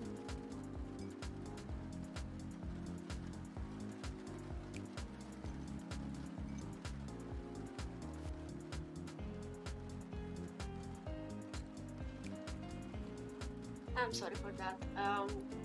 No worries, yeah. We will have to kind of finish soon, because it's kind here. And I have to, Understandable. yeah, and I have to keep quiet. It was kind of my fault because we started a bit later, like 40 minutes later, and it ate a bit of our time. It's okay. Yeah, but I really enjoyed Nampaka. I was very surprised that I like it so much because for some reason at some point I checked it and it didn't click as much as it clicked now, even though I went through it way too fast. And I'm gonna rewatch it properly, like with time. Heck but yeah, man. It's a good one. It deserves it. Yeah, and we're gonna watch second season, of course, because I didn't even know that there's second season. I was like, wait, there's second season? Yeah, it continues. It doesn't just end there. Rah. My cat is going insane. But yeah, I hope, and I'm glad that you also liked Tanaka. Tanaka is such a chill story. Yeah. It's a good one. Yeah, I want to find something similar, but you know, each anime is so unique and has specific feeling. Even when you find similar, it's just another anime with specific unique feeling. I'm like, I want to buy the copy of this, but not this. Yeah, no, for real. 'Cause I want season 2 of Tanaka-kun because I found out that there's like another character that hasn't been introduced in the anime that's in the manga. I'm just like, man, I want to see this. I want to see this B plot. It's super cute too. Like, do you mind me telling you about it, or is that like too much spoilers? No. Feel free to tell me. Okay, so Miyano has a little brother in the same year as Rino and Saya. I constantly forget that Miyano is actually quite like she's 9th grade, 10th grade. Yeah, she's like 15, 16, and then like her little brother is 14, 15. Oh, I have to check the manga now even more. Yeah, and then like her little brother is like 5'10". Oh god, okay.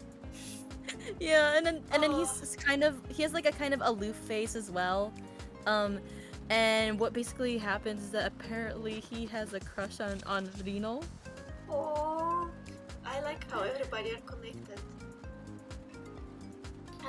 I like how everybody are connected. Yeah, I know, it's so cute. And it's just like his personality is apparently like pretty like optimistic, kind of similar to to Miyano, but he has kind of like a dead face. Oh, okay. So he looks like Tanaka but acts like Miyano. Okay. Yeah, pretty much. It's kind of cute. Oh, that I need to read the manga more. Because I think I read to the part where the anime ends, so it's kind of, you know, I just wanted to check how accurate it is, and I was like, oh god, they are like they made it panel by panel. But yeah. True. It's okay. You know, eventually we'll get there. Yeah. Alright. Do you want to wrap this up? Yeah, because I don't mind. Oh my god, my cat just scared the shit out of me.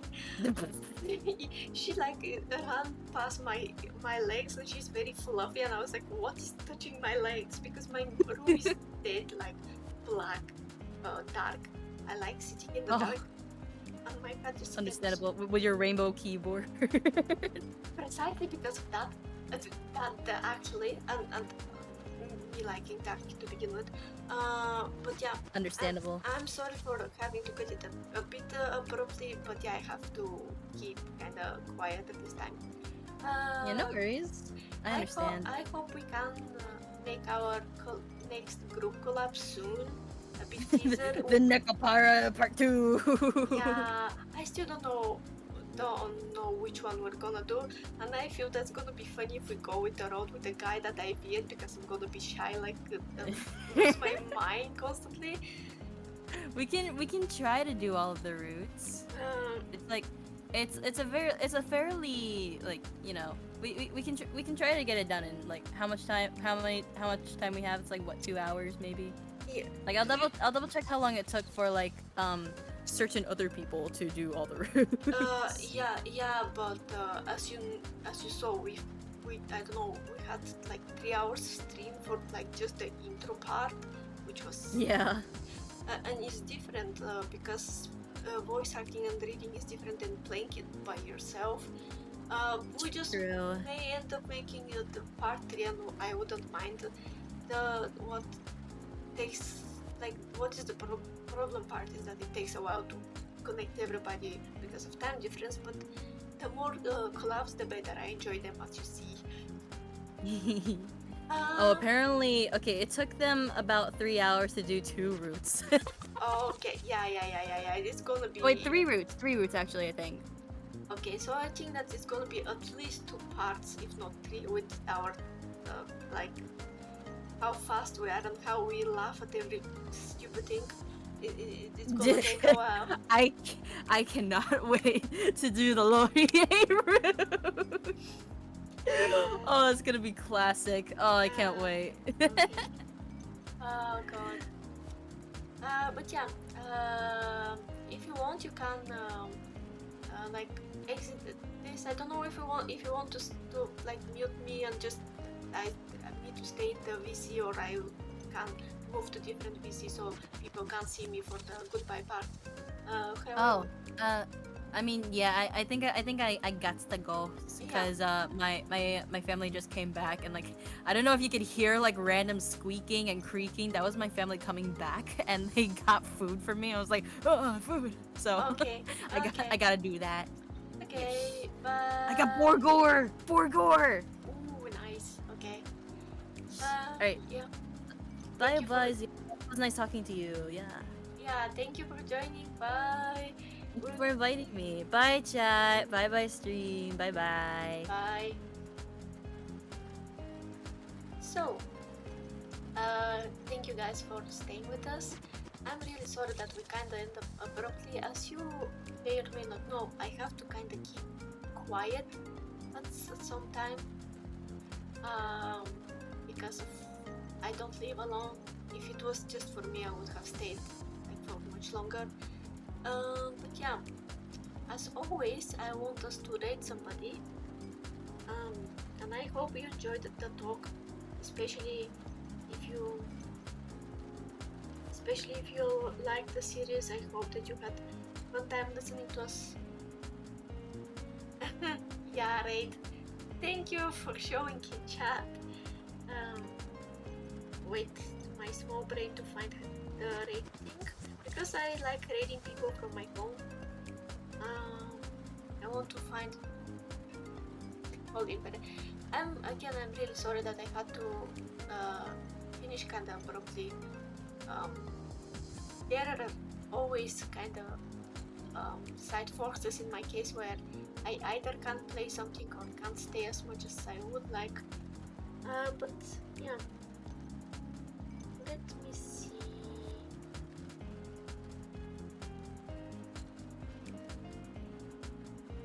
Who is here? Oh, she's here. Nice. Oh god, I have. Oh, why I have so many friends that are here?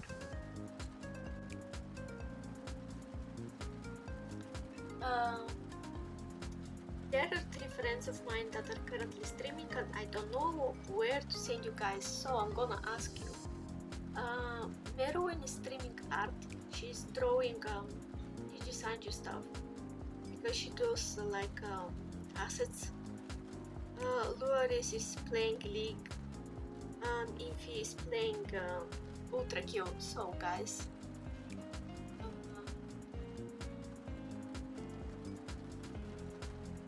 yeah, that's a good cloth. But yeah, where do you want to go, guys? Do you want to watch Ultra Kill, League, or you're up for some chill art stream? I want to send you somewhere. Where you want. Okay, we have 1 vote for Ninja Art. Okay, so we're going to the Ninja Art. Meruin is a friend of mine before I become even a streamer, so be nice to her. I will be happy to see you in chat. Send you to your date. I'm literally going to send you there someday, and you're gonna regret it. I swear to God. Oops. My bot decided to. The bot decides to stop this. Yeah. So I am just gonna be a voice for a while, so I can just send you to Merwin. As always, please take care of yourself, drink water, eat a snack, and feel free to come visit again tomorrow. We're having our live. We're finishing the game, close to finishing, almost gonna have our marriage. So yeah. Also, the VOD is gonna be on YouTube in 3 hours, 4 hours, something like that. So yeah, thank you for joining, and see you tomorrow around the same time. Bye!